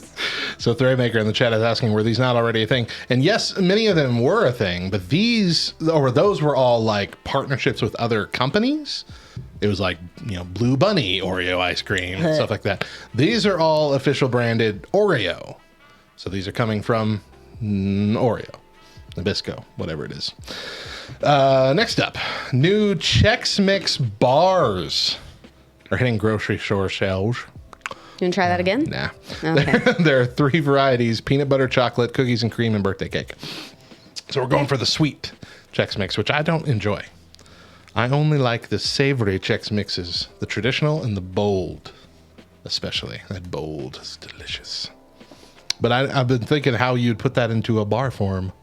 Oh, You no. can't. All the know. bindings are sweet. Mm-hmm. And if it was a savory binding, I feel like that'd be gross. Yeah. It would be like unpalatable. I don't know, Matt. Solve my problems, Mo. That's why No. you're here. Can't even solve my own problems. What are you talking about? Sweethearts Fruit Loops should be out on shelves soon. These are just heart-shaped cereal in the traditional Fruit Loops colors and flavors. Okay, but they're not going to taste like the Sweethearts candy? No. Okay, good. No. I might be on board then. Yeah, why not? Because who likes to eat chalk? For our adult listeners, Bud Light Seltzer has released a sour variety pack. Sour watermelon, sour blue raspberry, sour lemon, and sour green apple seltzer flavors. Is lemon anything but sour? Do we really need the qualifier for lemon? Sour lemon? There's sweet lemon Better than that salty as a lemon I flavor. had. Salty, no, you know what? Salty lemon's pretty good. You lost your mind. Hershey's is launching new vanilla frosting Hershey's Kisses for Easter. These are a chocolate shell filled with white frosting, which I think is weird. I think it sounds great. It sounds great, but it's weird. This is one of those things that I'm like, why hasn't this always been a thing? Yeah, I mean, I don't know. It's I don't think about frosting being in a candy. That's the thing. So I am having like a glimpse, a brief flashback to our childhood of a candy that had frosting in the middle of it, but I can't remember what it was. All that I can remember is just biting down and there being frosting in the middle. And I don't know. So I want to try it. Because maybe then I'll remember. I'm only thinking of like Hostings cupcakes. Where's the cream filling? No. Remember those commercials though? Remember the lady that had like she had a swimsuit that looked like the swirl on the top of one of those cupcakes, and then she's sitting in an inner tube, and there's a shark that's coming up from underneath her. And it bites her on the butt. The shark's all, "Where's the cream filling?" It was a brilliant campaign. I loved it. You don't remember that though? We It was all are over listen. the TV. Oriole remembers. Our DJ remembers. DJ generation Shane. would be outraged if those commercials were playing today. Do you know? Like, truthfully. Because the shark physically assaulted the lady, or what? Sure, that's one thing. Yeah. You invaded her. Why not? space. You invaded her private space. Yeah. Did you ask permission to bite her first? He thought he was a cake. He thought it was a giant upside down cupcake in the water, Likely and excuse. he wanted it. You can't have everything that you want. Says the woman who stole a cow tail from a friend because she was having a really bad day. She would have given me that cow tail had she been there. Had she had a choice. Gosh. Why you gotta point fingers? How did you even remember that I did that? I forgot I did Because that. that's one of our stories that we're going to be sharing in the main okay. topic today. One of our best right. little bits. Man. And exactly, they're 89 cents. Get It's not over even yourself. I should have just put $1 where I picked up and then leave her a tip and everything. You're 11 cents ahead on this purchase. You made a profit. Coffee Mate has come out with a Rice Krispie treat flavored creamer. Of course. Because why? I mean, Yeah. I don't understand. Again, just like Oreo. Know when to stop. And then Taco Bell has released some lame cheddar chipotle chalupa, which is just like a normal chalupa with a boring new sauce. So if you're into that kind of thing, go for it. But the big news is that the rumor has it that the Mexican pizza will be making a comeback in March or April. It's not quite clear if it's going to be like as a permanent return or just a brief run as a promotional thing like they do with all their other deals. Nacho fries. But I'm here for it because I miss that thing. That's my favorite thing at Taco Bell, that Mexican pizza. It was. But do you know, Silver Soul Streams. Thank you for that subscription. 9 months. You rock. I feel like the world has changed me. Instead of being excited that Mexican pizza is coming back, my first thought is, I bet they're going to ruin it. Well, they already ruined it after the year that green onions all had E. coli. Yeah. So they took the green onions off the Mexican pizza, and then they just never put them back on. And those were a necessary ingredient. I mean, there was a time that lettuce was recalled. There was a time that tomatoes were recalled. Why aren't they taking either of those things off? Right? Those green onions gave it a little bite. It was really good. So they are still missing something. But also, and this is something that kind of came out of nowhere, but Taco Bell is selling chicken wings now. Chicken wing, chicken wing. A brief period of time. It might just be for this week, and I think it's only after 2 p.m. But it's got some sort of... Yeah, if you're up after 2 p.m. 2 p.m. Oh. 2 p.m. I don't need to be up after 2 If you're p.m. up after 2 p.m., you're younger than I am. Shh. That's my bedtime. I got a full day ahead of me. I can't function if I don't get my 17 hours a day. A night. Listen. Oh, goodness. Right now, I probably do need to go to bed at 2 p.m. for an extended period of time. No, that's my bedtime. Who's not asleep at 2 p.m.? Nothing good happens after 2 p.m. Anyway, it's got some. It's got their. I think it's the same seasoning that they put on their fries, all over it, or a similar seasoning anyway.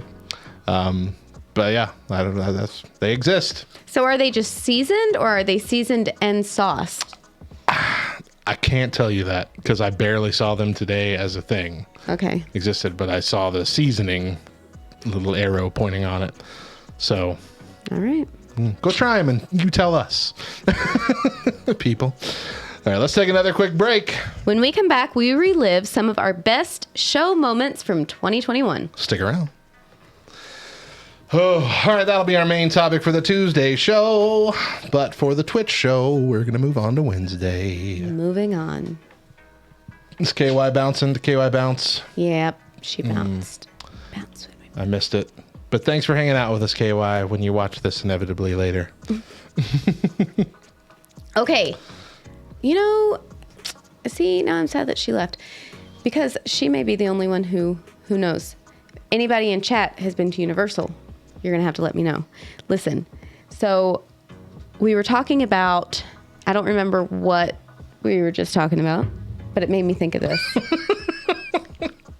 I'm so tired, y'all. I don't know what we were talking about, I'm so but we tired. talked about it. Jet lag and jumping right back into work. Okay, before you forget what you were going to say, I'm so tired. that. Okay, so one of the rides in one of the Harry Potter themed rides, it's Hagrid's Motorbike. Okay. It's amazing. Amazing. It's a roller coaster, but you're sitting in like a motorcycle. One seat is in the shape of a motorcycle, and the other seat is a sidecar thing. Yeah. And so that's what you're riding in through this roller coaster. That's okay. pretty dope. It's amazing. Super cool. But there is one part where you go into the tunnel and then the floor drops out from under you and the whole thing, you don't see it. The tunnel is black. You don't know what's happening. All of a sudden you just fall what feels like forever, but it really wasn't. But the worst part is you sit there in the dark for a good probably minute and a half, just sitting there until you can hear the other cart of people coming. And you're sitting there going, oh my gosh, I'm about to die. Is this how the ride goes? Did it malfunction? They're going to drop on top of us right now. Cannon is sitting there. He's directly in front of me. And he had a single rider person ride with him. Then it's Mila and I, and then Chris and Topher. And the whole time, Cannon is like, you see his head just doing this number, and he's pushing up on the bar, like, I'm not going to be able to get out. I'm not going to be, Mom. And I'm like, I know, Mom, I know. It was the best but worst thing ever. So that's part of the ride. It like stops for a minute and a half, and you're until you think you're gonna die, and then it shoots out. Yes. That's nuts. I know. Because I told you about just the lame old haunted house ride at Wonderland in Amarillo, how it stopped, and we were there for like 90 seconds, and Deidre and I were about to throw hands at whatever was gonna jump out. Yeah. Like, we were full on panic mode. And then finally, when someone busts through the door, hey, ride's broken. Like, yeah. Nope, that's just how the ride terrifying. is. I'd hate it. It was funny. So afterwards, as we are all getting off, and truthfully, it was probably the cruelest ride design I've ever heard. Really. But it was within the top 2 of our favorite rides as a family, as a whole. We all loved it. But we get off, and Cannon's like, Mom, I for real was freaking out. And I was like, Cannon, I know, I was too. And he said, Mom, we got on that ride, and I pulled the bar down as tight as I possibly could so I wouldn't fall out. And then I'm sitting there, and I'm thinking, what the heck did you do that for, you idiot? Now you can't get out, and you're going to die. And I was like, I know, me too. It was awful. Your desire for ultimate safety has doomed you. Yeah. I'm, of course, the more, because he's right in front of me, the more that I can see him freaking out, the more I'm freaking out. That is. How am I going to get out? How am I going to get my kids out? We're all just going to die. It's going to be all over the news. This was supposed to be a fun vacation. 6 people, family of 5, and 1 single rider die as their ride gets stuck on Hagrid's motorbike. Oh, man. That's terrifying. Yeah. And brilliant. It was awesome. All right, let's move on to Wednesday. Rise and shine, nerds. You're tuned in to episode 432 of the Back Row Morning Show. Partly a proud of the Love Thy... Partly a proud... Proudly a part of the Love Thy Nerd podcast network. Wow. Are we... I'm station manager and chief radio nerd here at LCN. I'm a 3rd-generation radio dude and a lifelong nerd, and I can't read. Got the dyslexia. 3rd generation or not, you ain't good at this. And I'm Mo, sidekick to the chief radio nerd, here to bring the facts and fire to your day. Now, where's the coffee? Today on the show, I got together with the real AA batteries again this year to count down the top 20 Christian albums of the year. Also on the show today, Sunday School Answers. But first, today is Wednesday, January 12th, 2021, and we got some holidays to celebrate. That's right. It's National Pharmacist Day. Yeah, this is for legitimate pharmacists, not the guy on the street corner. Just so you're aware. I mean, as long as he claims it on his taxes.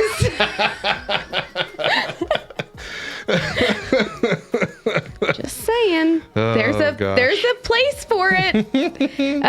It's also National Take the Stairs Day. My favorite holiday.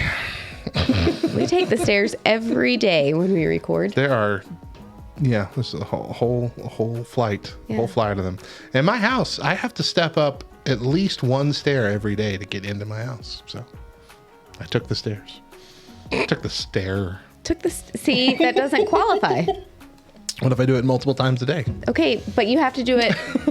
You have to step up step down, and then step back up. It has to I be can do that. done in sync. No, that's not what the word I'm Backstreet looking Boys. for. 98 degrees. The back streets back. It's also National Hot Tea Day. Hot tea. Not a fan. Okay. I'm a cool tea guy. Not a cold tea. Just a cool tea. I don't want ice in it, but I want it refrigerated. I have a question for you. Yes. What's the difference between cool and lukewarm? Lukewarm is No, I want you to think essentially about the it. same thing as warm. There's no difference. There's very much a difference. Yeah. There's no difference. Yeah. Yes. You know what the Bible says about things that are lukewarm. That God will spit them out of their mouth. So God will not like the tea that I drink. Exactly. But that has nothing to do with it. It says moderately warm or tepid. That is not that is not what cool iced tea is. I mean, I guess okay, let me clarify. I like chilled iced tea. Iced tea that in the fridge is cold enough to feel like it has ice in it, but it doesn't. I never knew you were so bougie about your tea. Bougie. I don't I'm like legit cold bougie. iced tea. I like chilled. Chilled. Tea. Precisely 42. I don't know, whatever degrees it would be. I have no idea. All right. Whatever temperature my fridge is set on is what I like it at. All right. Well, it is Wednesday, and on Wednesday we either cover a story that we didn't talk about earlier in the week, or I rant about something. And guess what I'm doing today? Ranting. Ah, okay. So we've talked about this a long time ago on the show. Long time ago. Did we? About gift cards and how they're pretty much a scam all around because we're losing money, they're making the money almost every single time. And all we're trying to do is gift money. And all we're trying to do is gift money. So I don't want to hate on the people that gave me the gift card because it was very sweet of them. They were taken in just as most people are taken in. But like gift cards are already bad enough in that most of the time there's going to be some money left on the gift card that just never gets used. Yeah. That's straight up across the board a very constant and provable thing. Like they've done studies, it happens. They can see that in the data of cards that have been redeemed and how much was redeemed on that card and if it was the entirety of it. And in most cases, there's at least a few cents, if not a couple dollars left on that card that's never used before the card is lost, tossed, or whatever else. And so right away, that's free money in the pocket of the company that you got nothing in return for. Okay? Mm-hmm. So think about that. One person, one gift card every year multiplied by every single gift card. You know, that's a couple $1,000,000 maybe at the least that they're making for doing nothing. Can I get into the gift card business? How's that work? But the secondary problem is there is now a set of gift cards, and I'm calling them out right here, called Go gift cards. And it's like go eat, go play, go shop, these things. And it's a company that has made deals with a bunch of different non-connected brands saying that you can use this gift card at any of these brands. And for most of the cards, that would be fine. The Go shop, the Go play, those would probably be fine. But the Go eat one, especially right now in the pandemic era, is a total ripoff because it acts like like one of those Visa gift cards. It's just money. Thank you for the follow. Couldn't even read the name. Will Game for XP. Thanks for the follow. So it'll let you. It acts like one of those refillable gift cards, but it's not a refillable gift card. But it is one that typically would have a PIN number to prove that you own it. Okay. But it's not tied directly to any single business in there either. And so you can't use it online. You also can't sell it on one of those gift card, trading things because it's not connected to a single business. You can only use it when you dine in. And so I was given a gift card that had 7 different restaurants on it, but the only one that's in our town is Red Lobster. And so I'm like, well, I don't really care for the Red Lobster in our town, so I'm going to sell this online, and it won't let me because it doesn't qualify as a normal gift card anywhere else. So I'm like, okay, fine. I guess I will order some. We'll DoorDash some. Well, can't DoorDash it. Okay, well, I'll pick it up. I'll go carry out some. Well, no, you can only use it on dining in. I'm like, well, that's stupid. Why would you make a card that's only available for dine in? And so now I'm stuck with $100 to use on this gift card when I'm like, you could have just given me the $100 and I'd have been so much happier. I mean, that's fair. In the end, seriously, that's the thing. We think that we're doing something special by buying a gift card with that money. As opposed to just giving. As opposed to just giving them that money because it's impersonal. Yeah. You want them to think that you're that you're really thinking about the things that they love or whatever else, and just give them the money, guys. You're giving them a chore by having to keep up with a gift card. Anyway. You're not wrong. I understand, Tad. I understand that I'm not being grateful enough. Come on. Gift cards are a scam, and they always have been. I'm going to be real honest, Sound real though. old right now. Oh, they're just trying to get your money.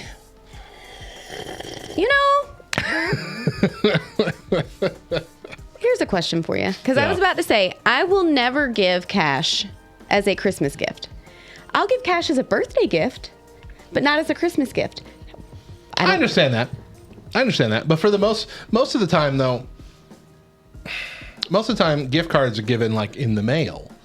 They're gifts that you're sending to someone far away from you, because if they're here, you're going to get them an actual present. And so I'd be fine giving cash for Christmas if it's someone, like a nephew or something that I'm sending it to across the country. Okay. Wouldn't you feel fine with that?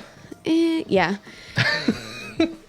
Here's the thing. Gift cards or gift certificates. If I give somebody cash, then the chances of them using it for to treat themselves to a cup of coffee or to treat themselves to a pedicure or whatever, okay? Okay. That is less likely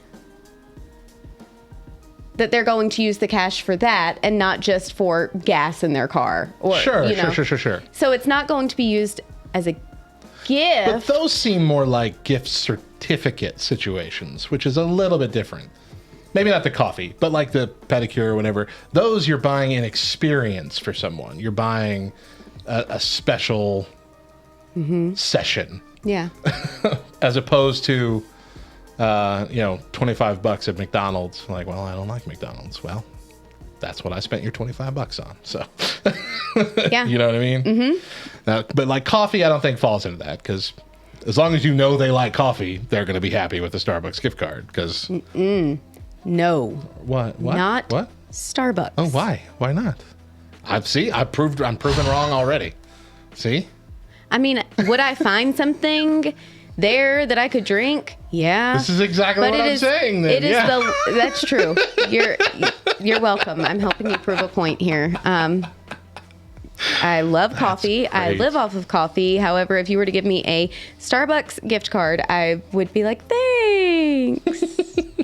Think I can trade this for Blackwater? Tristan says, give me a $100 gift card to the right store and I'd spend it all on Pops given half the chance. Absolutely. Yeah. Yeah.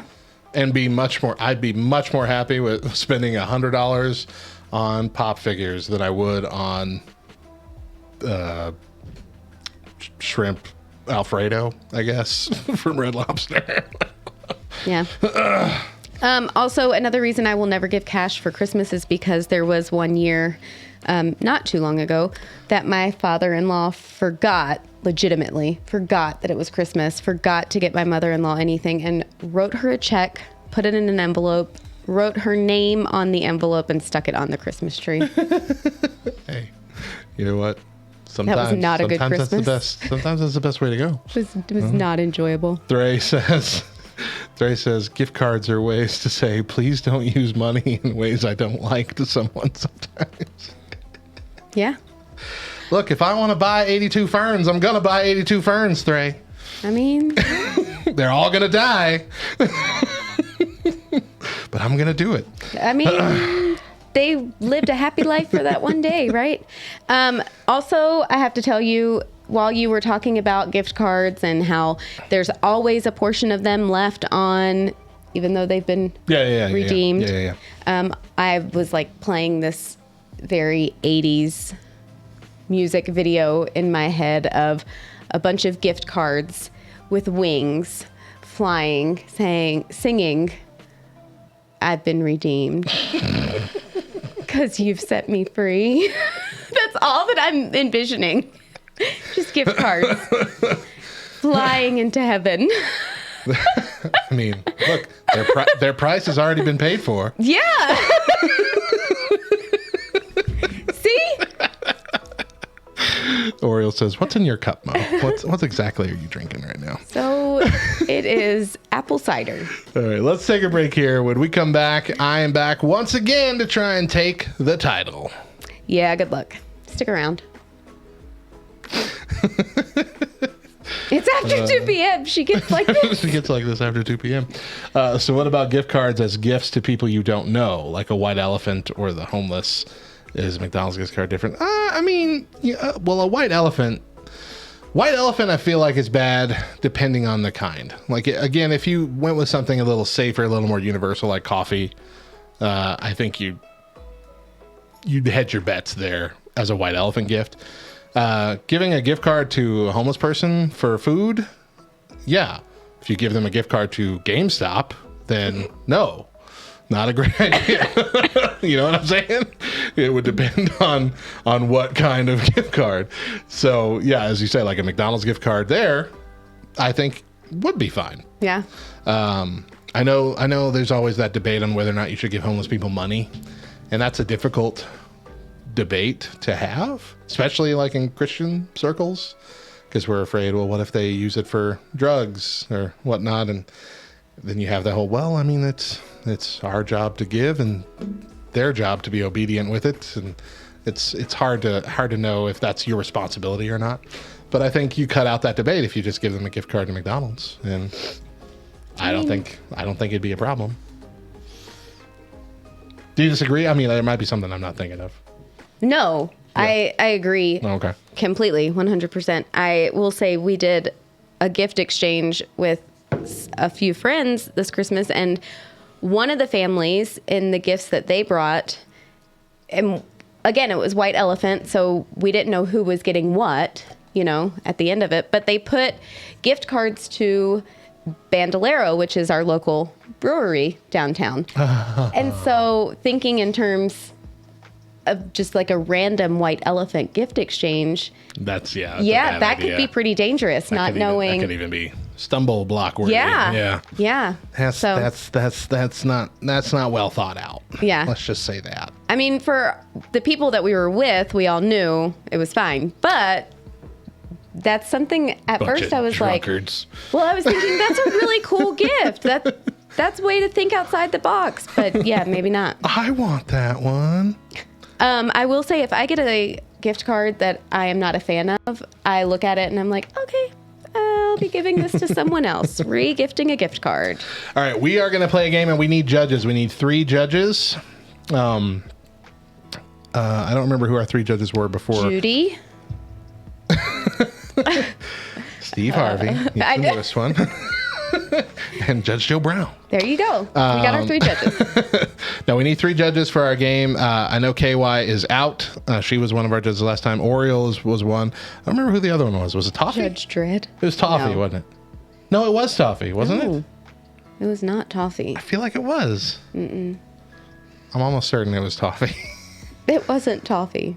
Oriole, was it toffee? It was toffee.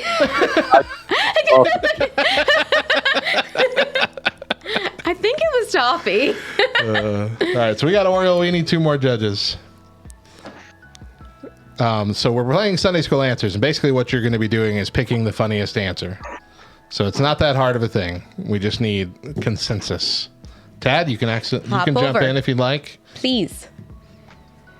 Yeah, Tad lost the game. Yeah, with Mo. The mano-y-mano game. Any takers? Three, you still here? You can be a judge. Three. Tad's in. I need a lady over there. Yeah. Hard loss. Hard loss. We'll have Well. a rematch one day. All right, Three's jumping in. Okay, one moment. Jesus. Peer pressure is the best. I feel like if any of our friends would not succumb to peer pressure, it would be Threy. She's strong enough to be like, no, sorry. Oh, I've given in to peer pressure, so. Yeah. Well, we're glad to have you here. Oh, thank you. Where do we go Against from your here? will. Do we hold him accountable or what? Here, shuffle our cards. Don't tell me what to do. Please shuffle our cards. Now it's a request. So many cards in the last couple weeks. Tired of shuffling. Every day I'm shuffling. Oh, I thought you cussed. Get that So did I. simulated version. So did of I. it. Then What? You didn't What did I really say? You didn't really pronounce the I in the I'm, so you just like day and then So it's like every day. You do that so often. Yo! You say things that really sound like Do you know- Brother Modern. Do you know, I have asked so many people recently how they say homemade. How do you say this word? And then they're like, why? How do you say it? Homemade? And they just kind of look at me like, Enunciate more, please. Not to be confused with the homemade. Oh, good. right? Please, Exactly. regularly. All right, I'm gonna mute as we start this section, then I'll jump back in. Thanks, guys. Oh gosh, you're hilarious. Thanks. It's my first compliment of 2022 from you. And it'll be your last. Welcome back to the Back Row Morning Show. I'm Radio Matt. And I'm Mo. And one of our favorite things about last season was the introduction of our Discord, backrowdiscord.com, because that allowed us to open up the audio door and let the buds join the show when we record live on Twitch. Come join in, backrowdiscord.com. Now, before we go any further, it's time for Mo's Fact of the Day. Oh my gosh. First week of 2022 and I'm not ready. Okay, it takes around 2,000 tiny tea leaves to make just 1 pound of finished tea. That's insane. Wait, hold on. A pound? Okay, no, never mind. Just 1 pound. That makes sense because they're light. So I can understand. Yeah. Okay. That makes sense to me. I can get my head around that. What weighs more? What weighs more? A pound of tea or a pound of bricks? They're both a pound. Now it's time for Mo and I to go head to head in a game. That's right, everybody. Today is Matt's last attempt to take. Not last. It's Definitely his last last. attempt. Last attempt. And his latest to take the undisputed Back Row Championship title belt from me, which he hasn't held ever at all. This will mark, I don't know, 30th championship match loss in a row. Yeah. It's been a lot. It's been emasculating how many times I've lost.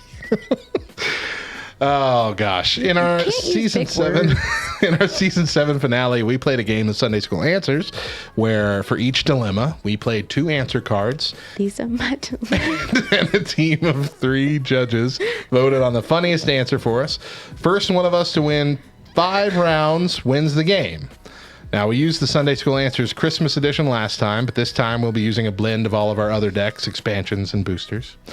And we've got our judges. Let's open it up. Gotcha. Our judges are... Oh, hello. I am so... We're just discussing world domination. Gotcha.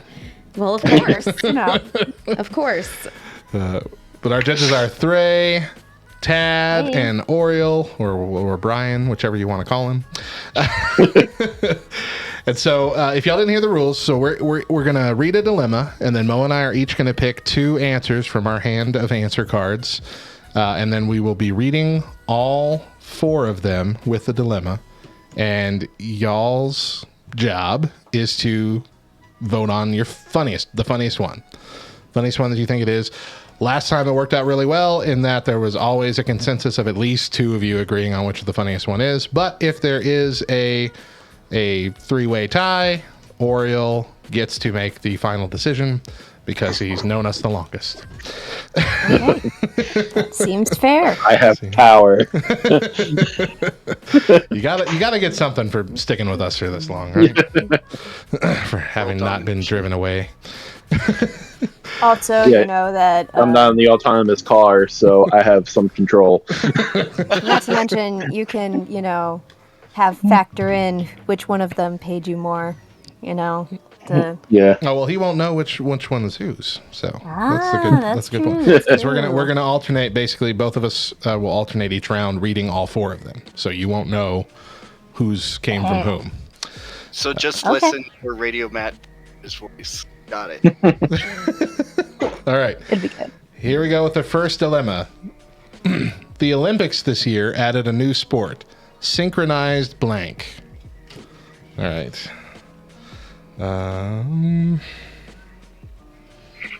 Ooh.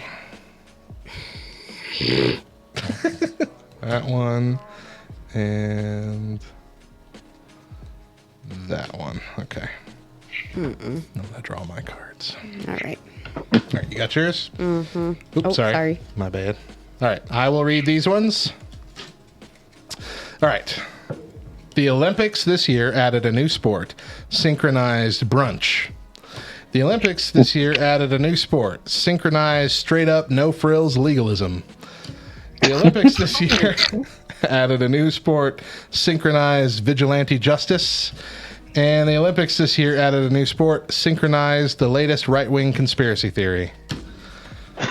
Not gonna lie, I want to see vigilante justice. I feel like if we have international Olympic sport of having all of the superheroes from every mythology, every group, it's just like Comic-Con, the Olympic event. That's my vote as well. Vigilante justice. I was gonna go with number 2. That was Which also one? mine. No frills legalism? No, that Oh, was mine. no. Oh, never mind. I mixed them up. Well, I appreciate you, Tad. I heard the throat clear. All right, here's the next one. Do not underestimate me. I have the power of blank on my side. That one.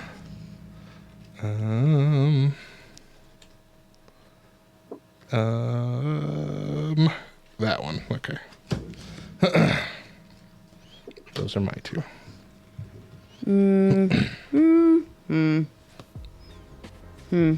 I don't know. All right, you read these ones. Okay. Do not underestimate me. Hold on. I need to pre-read before I read. Pre-read.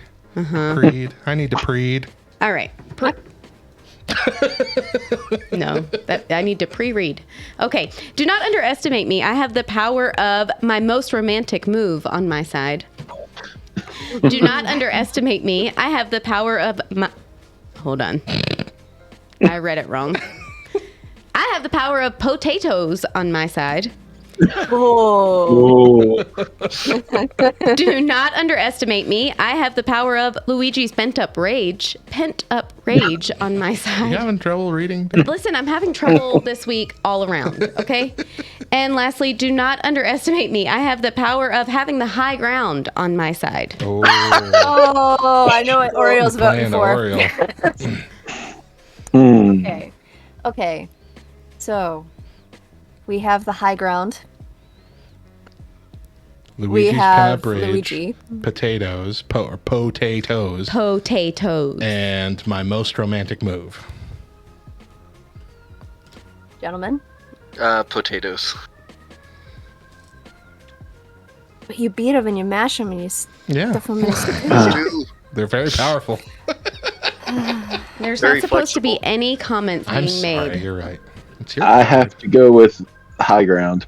I saw that coming. That's my problem. As the Yeah. problem is that if I had to pick two, those would be the two. I feel like the high ground though is more powerful. Potatoes, unless you're throwing them at them while they're raw. It's not about logic, it's about humor. Yes, but it's like opposite day in apples to apples. It's the best. Okay, fine. I feel like the high ground. I'm gonna final answer. Even Sorry. if you had won that I know, one, Mo would have taken it because I kept talking. I'm sorry. it's the rule. You're not allowed to talk. I'm sorry. Gosh, I'm trying the to worst. sway votes. I'm the worst. All right, here we go. Next one.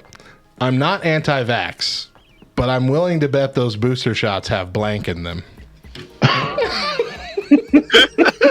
Oh boy. Oh gosh. Let's see. That one. And that one, I guess. Why do you like? You can always come up with your two right away. Always. The same reason why guys can go into the bathroom and come back out in 5 seconds. No, Lies they and can't. Lie. No need to Lies wash No, your they hands. Slander. can't. No need to Do wash I your get- hands. Do we get to take their phone away from them first? Exactly. That's the only way they're going in and coming out in 5 minutes. Seriously. Well, I mean, we don't Well, I always meant, like, have The to sit on- we bathroom don't is always have not to- your man cave. Well, it kind of is. Okay. Gosh, I don't know. Fine. There. I was very upset. Not happy with it. All right. I'm not anti-vax, but I'm willing to bet those booster shots have all of time and space in them. I'm not anti-vax, but I'm willing to bet those booster shots have Crystal Pepsi in them. I'm not anti-vax, but I'm willing to bet those booster shots have the subtle cannibalism vibe of communion in them. I'm not anti-vax, but I'm willing to bet those booster shots have a dad joke that not even God can laugh at in them. Dear. Oh dear. Oh, dear. Mo, I'm so sorry. I hear the dilemma. Oh dear. My vote's dad joke. I'll go with number 3. Cannibalism. Yeah. So Three gets See, to I pick got- her answer first next time, guys. It's Oh, all okay. you look, Yeah, yeah, sorry. they can vote. Ladies first. She can vote faster. She's got to think. Good grief. well, I guess I'm gonna lean towards the dad joke. Thank goodness. I finally have one. Sorry. I said cannibalism and Crystal Pepsi. Yeah. Yeah. It was Those pretty are good. good. I Crystal thought Pepsi about actually those would have ones been my pretty vote. hard Yeah. too. Yeah. but Crystal Pepsi was my second. That's the only no. that was the one that sounded. That was the only thing that sounded like an ingredient. Yeah. Exactly. Yeah. Yeah, It yeah. actually fit. And my two were the only ones that got a laugh from anybody when they were read. Excuse me. They laughed at the last They one. should have Chill out. voted mine. Chill out. I feel like this is why You're winning Apples and to you're being Apples so does not play angry. the committee. That's right. All right. I'm so angry at that wolf in sheep's clothing that if I saw him on the street, I would give him blank.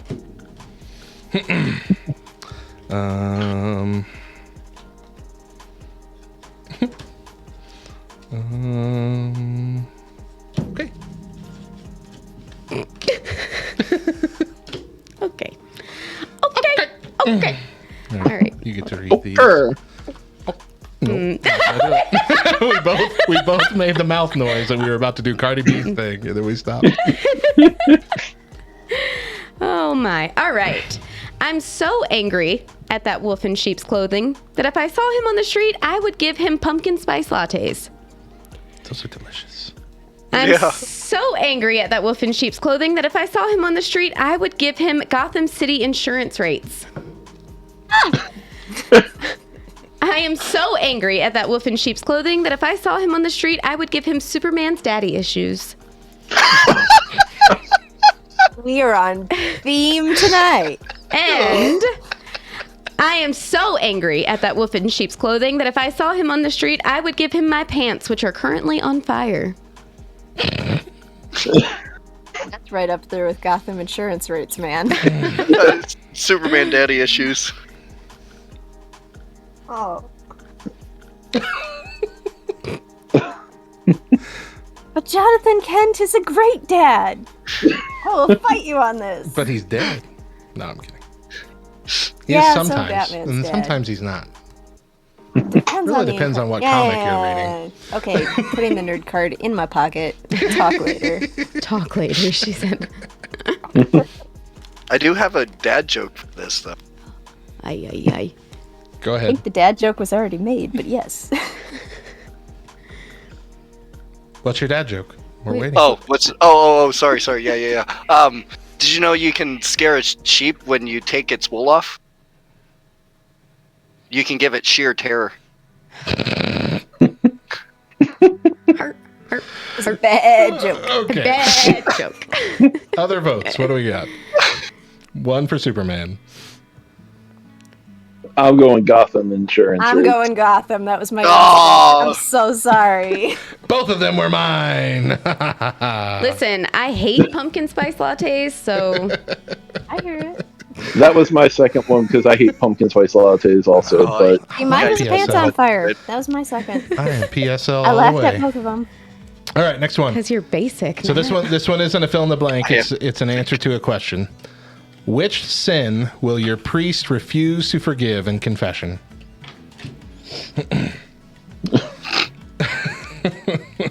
Oh no. He's giggling at his own cards. This is never a good sign.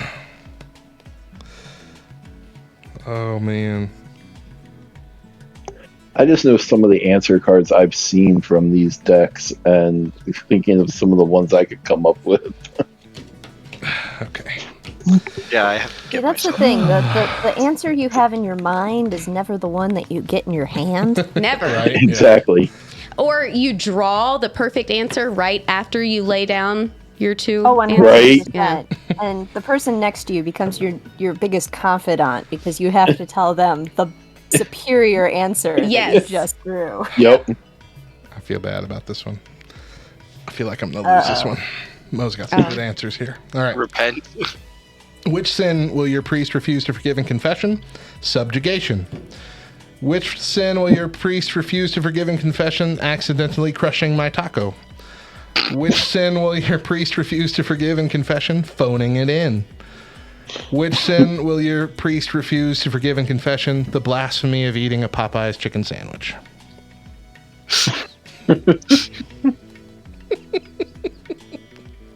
Man. I reroll. Did you not like any of the answers? My vote is Popeye's chicken sandwich.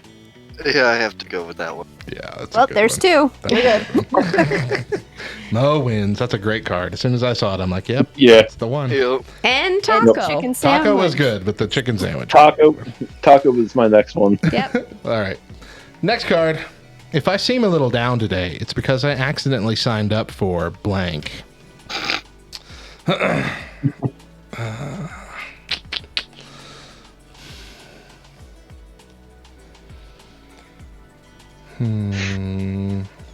That one.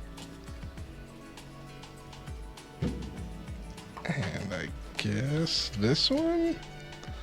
I don't have a great set of cards now. So what's the score at right now? Mo has 3, I have 2. Okay. Ooh. Ooh, it's a lot closer than I thought. Of course, then there's that Okay. thing about reading the score mid-game. Okay. All right. All right. If I seem a little down today, it's because I accidentally signed up for Open Mic Testimony Sunday. If I seem a little down today, it's because I accidentally signed up for Wishing You Had Your Own Three Doors Down song. If I seem a little down today, it is because I accidentally signed up for What's Left of a Singularity event where time collapsed in on itself. Wow. Ouch. And if I seem a little down today, it is because I accidentally signed up for Waltzing with Potatoes. What was that last one? Read that again. Waltzing with Potatoes. I'll Oh have my to go with the goodness, first it's one. VeggieTales. All right, so Yeah, but the singularity, I mean, that's right out Yeah. of The Doctor's Wife. Oh, the TARDIS is a human. Anyway. See, that's one I'm on. Because that's a good episode. It is a good So episode. there, I threw my elbow in. I all voted right. for one. Singularity. One for Singularity, one for Absolutely. Testimony Sunday. Oriel, what do you got? I've got waltzing with potatoes. Sheesh. So that means you get to pick the final one. So I guess that's yours. Yeah. So Mo wins that one too. Dang it. Singularity was Robert. mine. I was so proud of that one. I thought Open Mic Testimony That Sunday a was good going one, to too. take it. That was a good one too. Yeah, I like that one. That was Mo only needs one more to win, and I'm so upset about it. You know, Okay. I'm sorry, Matt. I'm trying. Come hear on, how he Dad. We're not supposed It's all to your try. fault, We're not Tad. supposed to try. All said right. he's so upset about it. But what he didn't say is he's shocked by it. I'm not shocked by it. You're hilarious. See, 2 compliments this year. Guys, wow, it really is the end of the world. Get right. No. Just a Most singularity. Yeah. It's weird seeing your pastor at the grocery store just being a normal person buying blank. Let's see. Our pastor is always overexcited and has to, kind of, what you doing? What you doing? I'm shopping just like you are. Oh, really? What are you getting? Groceries. Shoot, I don't have a second card that really works. Gosh, it happened. I drew the perfect card after I laid down. I guess that one. Okay. Am I reading? No, you're reading. No, I'm reading this one, yeah. Okay. All right. It's weird seeing your pastor at the grocery store just being a normal person buying casual martyrdom. It's weird seeing your pastor at the grocery store just being a normal person buying chocolate bunnies. It's weird seeing your pastor at the grocery store just being a normal person buying Hulk stretchy pants. It's weird seeing your pastor at the grocery store just being a normal person buying my father, the worm. Ouch. Hulk stretchy pants. The bunny. Oh. I gotta go with chocolate bunny. Yes! I'm still in it! Oh, my heart. Do you see what you've done, Oriole? Do you see what you've done? Do you see what you did? Wait, No. is Mo and Oriole friends today or not friends? I guess it depends on the next one. Yeah. Okay, next one. Whoops, these aren't the right pants for blank. See, this is where the Hulk pants needed to happen. That one. That one. Coming in swinging. Coming in swinging in this one. How many you got?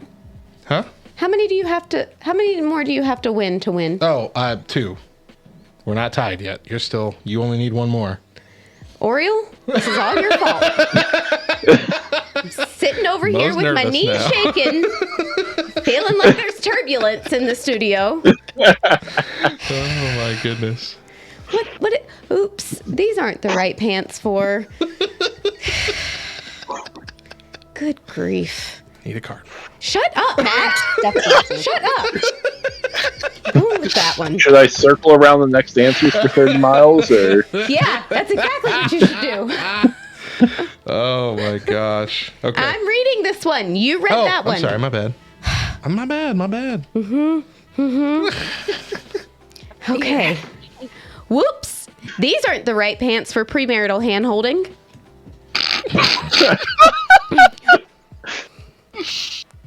Whoops. These aren't the right pants for having fun and trying my best. I really like how I'm reading them. These aren't the right pants for anime cosplay. Whoops. These aren't the right pants for the Italians. Well, you brought the Italians into it, you know. I don't know. They make a great manikai. I feel like we've circled all the way around. Oh, Have we circled for Premarital 30 miles? hand-holding. I don't know. Premarital hand holding, 1 vote.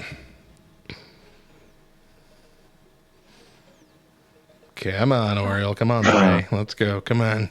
What was the second one again? Having fun and trying my best. You know, good luck, have fun. I'm Premarital going with hand. Okay. go ahead. Premarital hand holding. Well, that's 2 for that then, because that's mine, baby. It comes down Oh, to they're the tied. last one, baby. Pure curiosity was the Italians, Mo. Yeah. I love most faces. It absolutely was. Okay. Yeah. Okay. Let's not do that one. Let's find a good one here. Sheesh. So this one's for all the cookies. Weird. Did you just call me weird? No, these are weird. I'm gonna say you're weird. We're all weird. Yeah. Judge not, lest thou be judged. With potatoes. Exactly. Is that on back row games? Waltzing potatoes. Waltzing potato. I'm a potato. Beware evil beef potatoes. Pick a card, Matt. I got one. All right. Wait, all the Lifeway stores closed down? You mean I have to order my blank online now? Seriously? No. Nope. I'm gonna need you to pick another blue card. Okay. Guess you've earned that, right? Okay. I know Christians aren't supposed to murder, but did God know there would be people who are into blank? Uh-oh. Uh-oh. Oh, indeed. That one. I feel like this should have the title belt one. as one of the cards because I feel like that's what's about to happen. Yeah. Oh man. You got some good ones here. Okay. All right. Here we go, guys. We're going to do this. I know Christians aren't supposed to murder, but did God know there would be people who are into the worship and glorification of all things warm and fuzzy? I know Christians aren't supposed to murder, but did God know there would be people who are into a $7 gallon of gas? I know Christians aren't supposed to murder, but did God know there would be people who are into Joe Biden's presidency? Oh. I know Christians aren't supposed to murder, but did God know there would be people who are into baptized babies who don't really mean it? Oh, Oh, no. Ooh. My feet are hot. Gas is the safe. Gas is the safe answer. oh my. Oh, wow. Oh, man. Whew. Voting on these do not reflect any opinions of our judges. That's the Okay. disclaimer. The funny one is the Joe Biden. Is that the one you're picking? Yeah. All right. With no political affiliation. One for Joe Biden. Oh, and Thray, I believe she voted for gas. She said that was Yeah. the safe one. Oh, okay. Yeah. Yeah. One for gas, one Yeah, for Joe as- Biden. I don't think anybody's about a $7 gallon of gas. That's at least one verified vote for Joe Biden. I'm just All kidding. right, let's see here. So it comes down to me. Comes down to you, Oriole. Good luck. Basically, whatever you say is who wins. Don't screw it up. I see Mo staring at Crazy eyes. Not that the subject is Both do murder or anything. Okay, I can't look at the screen. All right, You're losing a friend either way, so just rip the Band-Aid off. Who's more important to you? Oh. I'll go with baptized babies. Splitting the vote on purpose. Can we just make them do another one? Can we just do it that way? I finally win! I made it! It's a new year. The curse is broken. Which ones were yours, Mo? Which ones do you think? Warm and fuzzy and Joe Biden. Joe Biden. Yeah. I really thought Joe Biden was going to take that one, though. Both of those were yours, the ones that they voted No. for? No. I had the $7 gallon of gas. Oh. Warm and fuzzy. Oh. was That would have been far funnier if they had both voted for Moe's and you picked mine. Yeah, that would have been terrible. I did it! Yeah. I'm the champion.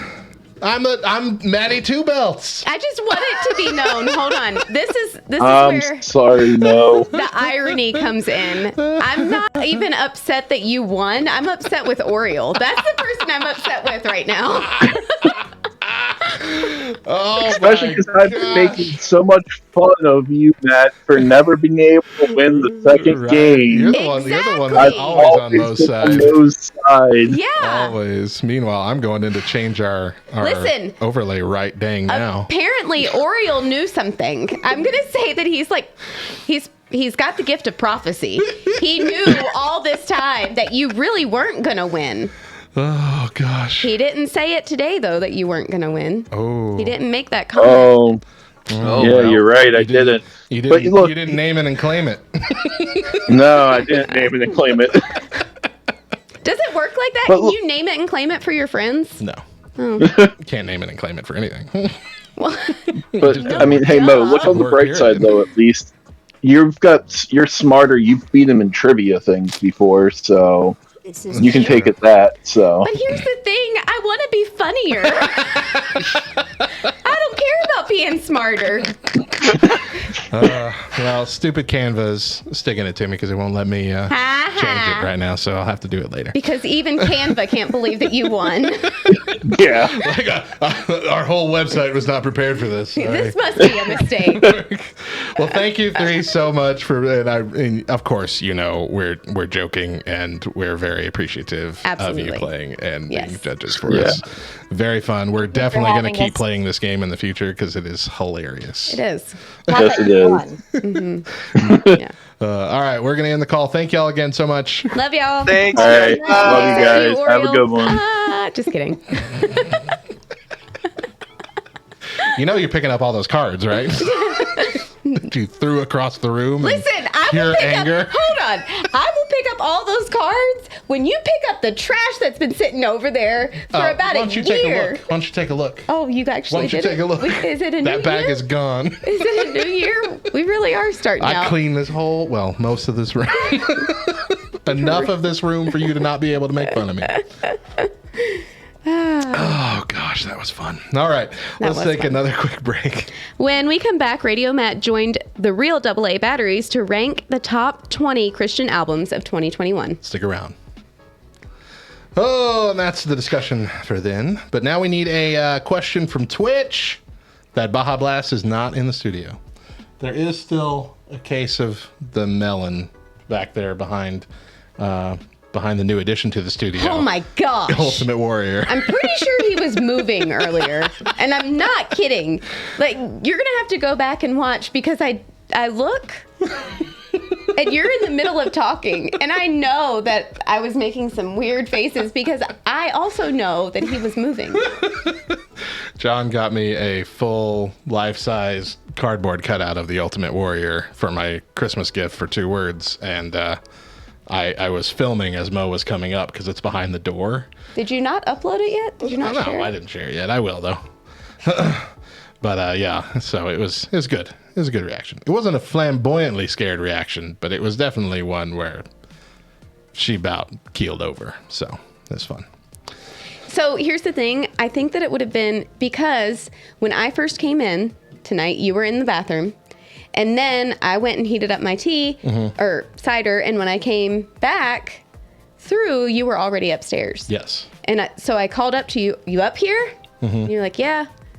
So had you been like terrified?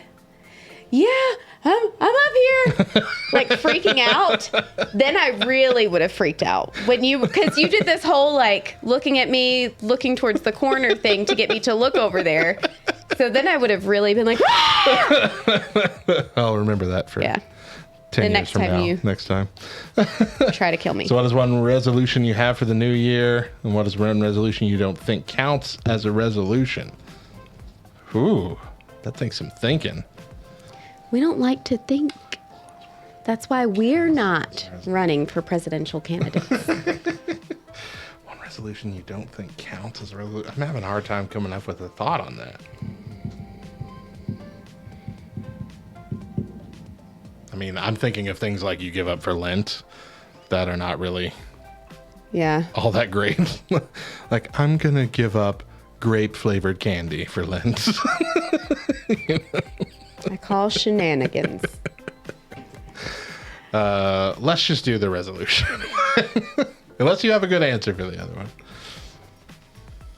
Otherwise, this just becomes the Twitch thing right here. Twitch exclusive. My one answer. All right. Welcome back to the Back Row Morning Show as things are winding down for the day. But first, we're going to answer a question from Twitch. Today's question comes from Oriel Jedi. What is one resolution you have for the new year? Mo? You obviously have so many problems. Which one are you working on this year?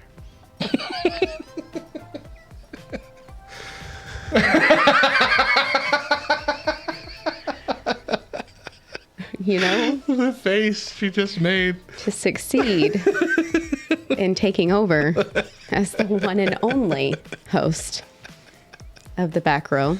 Tad says your resolution is to lose to Matt. After I send you peaceably on your way to meet Jesus.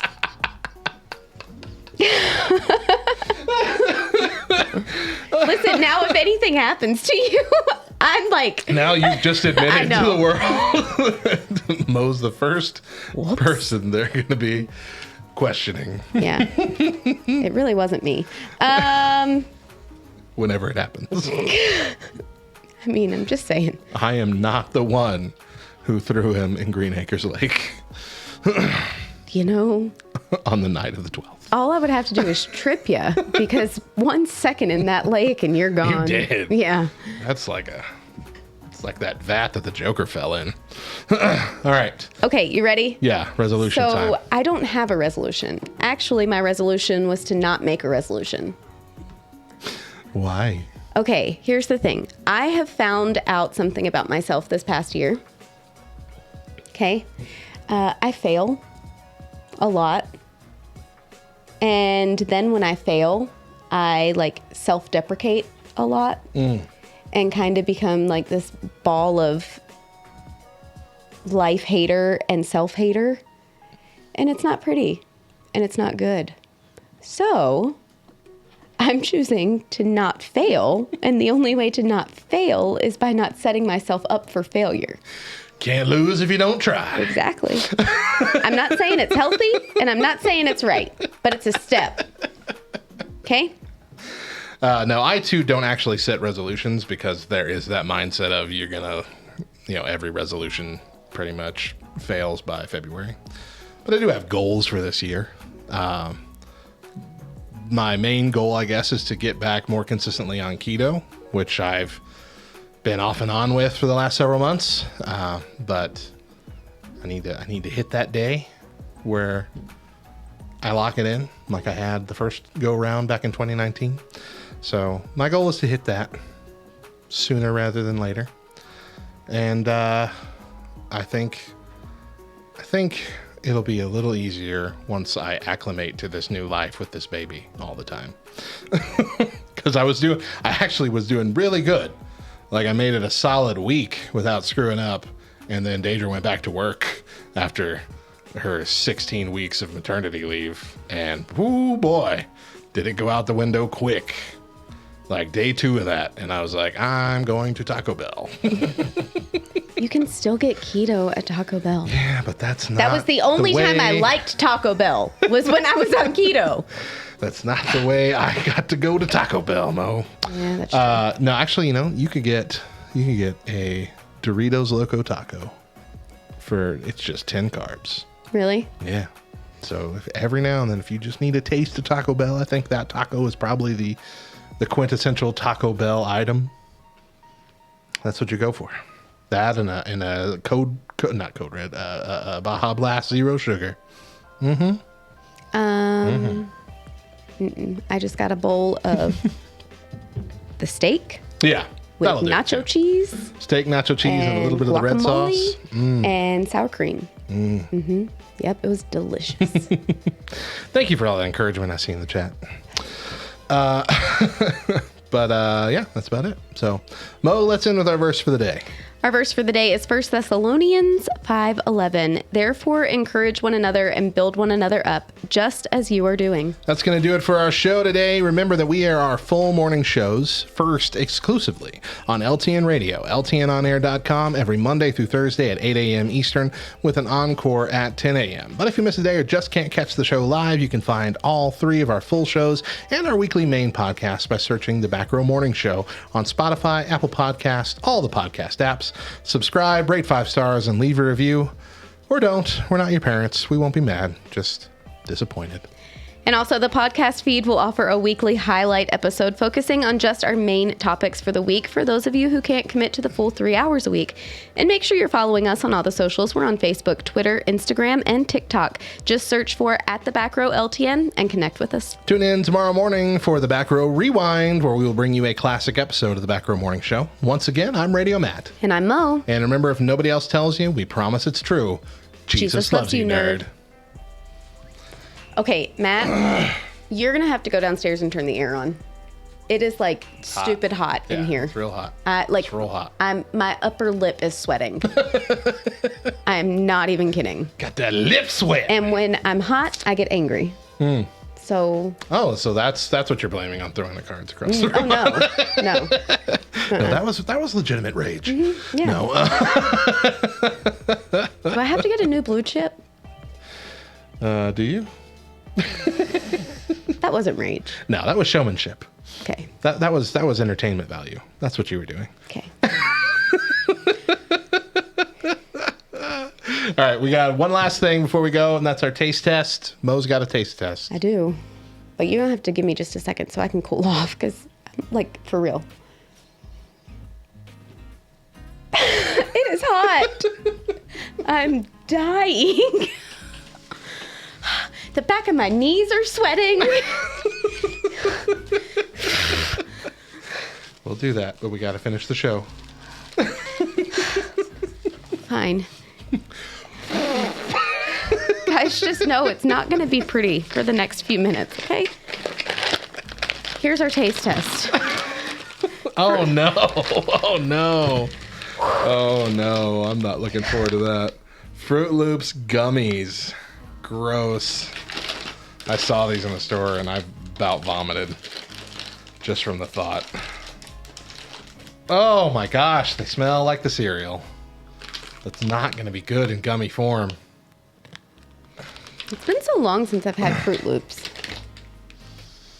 It legit smells like the cereal though. That's crazy. So here's the stupid thing. Are these fruit flavored? Like individual fruits? Because it says made with real fruit juice and it has a bunch of different fruits on it. So are these We've not going had to taste this like conversation before, but whether or not. Well, I know the Fruit Loops aren't. Right. But are these gummies going to be? Because that will be weird. If not, it's false advertisement. Because it smells like the cereal. I'm going with green. Because there's a lime on the package. You and your lime. Okay. Pass the bag. Pass the bag. I've been holding it here for you. Well, you've 30 been looking seconds. at it. You've been reading. I'm doing blue. The worst flavor. We're eating each other's worst flavor. It's blueberry. This one's blueberry. I don't like that either. Oh.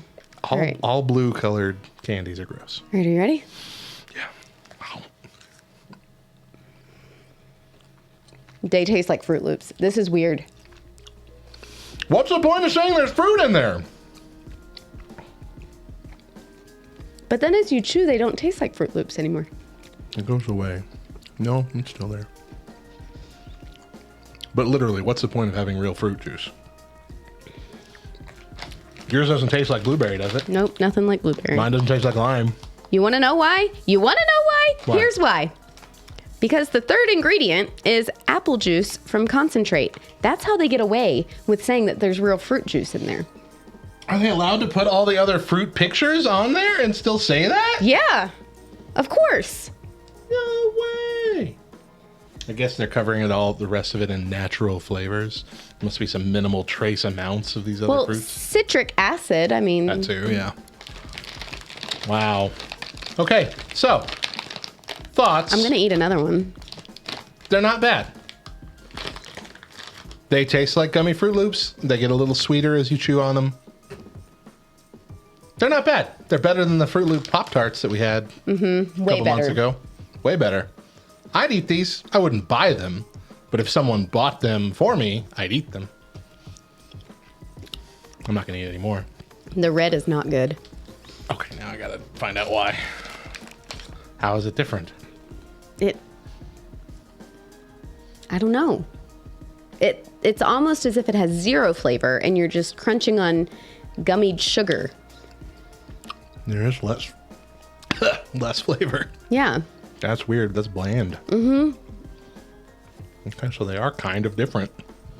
All right. Listen. Still majority Fruit Loop flavor. Orange. Brother Mod makes note. Get Radio Matt Fruit Loop gummy gift card for Christmas. Listen, I'm going out on a limb and I'm saying that we picked the two best flavors for our first. Is the orange bad too? Yep. Wow. Okay, well now I need to try the lemon. Technically lemon. That way all bases have been. Oh no, no one's had the purple. Here. Oh, there's a purple one too.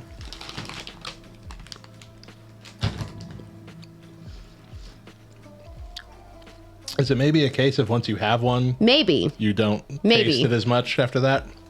Maybe. Because every single one that I've had after the blue one.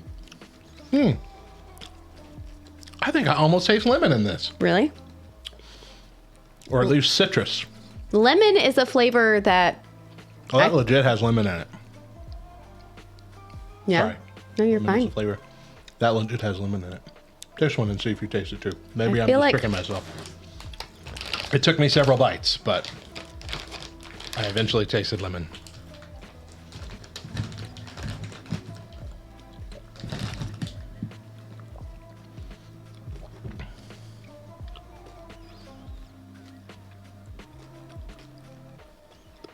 I mean, still muted. It's not like a lemon head, but you taste it at all? Uh-huh. Okay. You almost have to be. She does have to sniff it before eating. Since you told people that, everyone's looking for it now. I do. And it is actually something that I have done since I was a kid. Yeah. It's just your habit now. My dad used to get so upset with me. Stop sniffing your food. Just eat it. Same thing. Could be eating spaghetti. It all smells the same. Every bite, I would sniff. You never know. Yeah. So overall, not the worst gummy things out there. That is a fact. I'm surprised at how much it actually tastes like the cereal. Yeah. Because I really thought the cereal flavor was based on the fact of the cereal itself, like the stuff it was made out of. I didn't think it was an added flavor, or if it was, or if it's not an added flavor and that's just how the cereal actually tastes like I thought, they've replicated it really well. Amazingly, even, in this gummy. Mm-hmm. Like we smelled that in the Pop-Tart, and we're expecting that kind of flavor and didn't get it. Right. But that, It is actually pretty spot on. Yeah.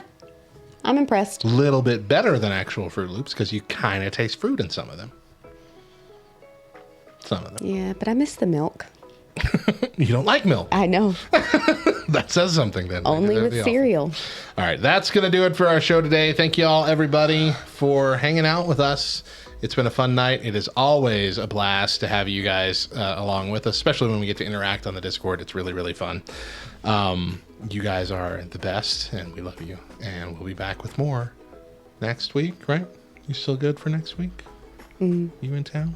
You're not going to go on any flights? Nope. Certainly not. Love you guys. Thank you so much. And of course, the only reason we do this and the only reason LTN puts these on at all is to hang out with you guys, is to build this community, to build this rapport, because we are a family. We are brothers and sisters in Christ. And if maybe perhaps you're not a believer and you've been watching one of our shows or one of our replays on YouTube, just know that Jesus is the reason that we do this. And he gives us the desire to go out and build these friendships and cultivate all these relationships with people we don't even know from across the country and in some cases across the world. And it's an exciting part of being a part of this faith. And we'd love for you to look into it a little bit more, because it doesn't matter what flavor of nerd you are, Jesus loves you, nerd.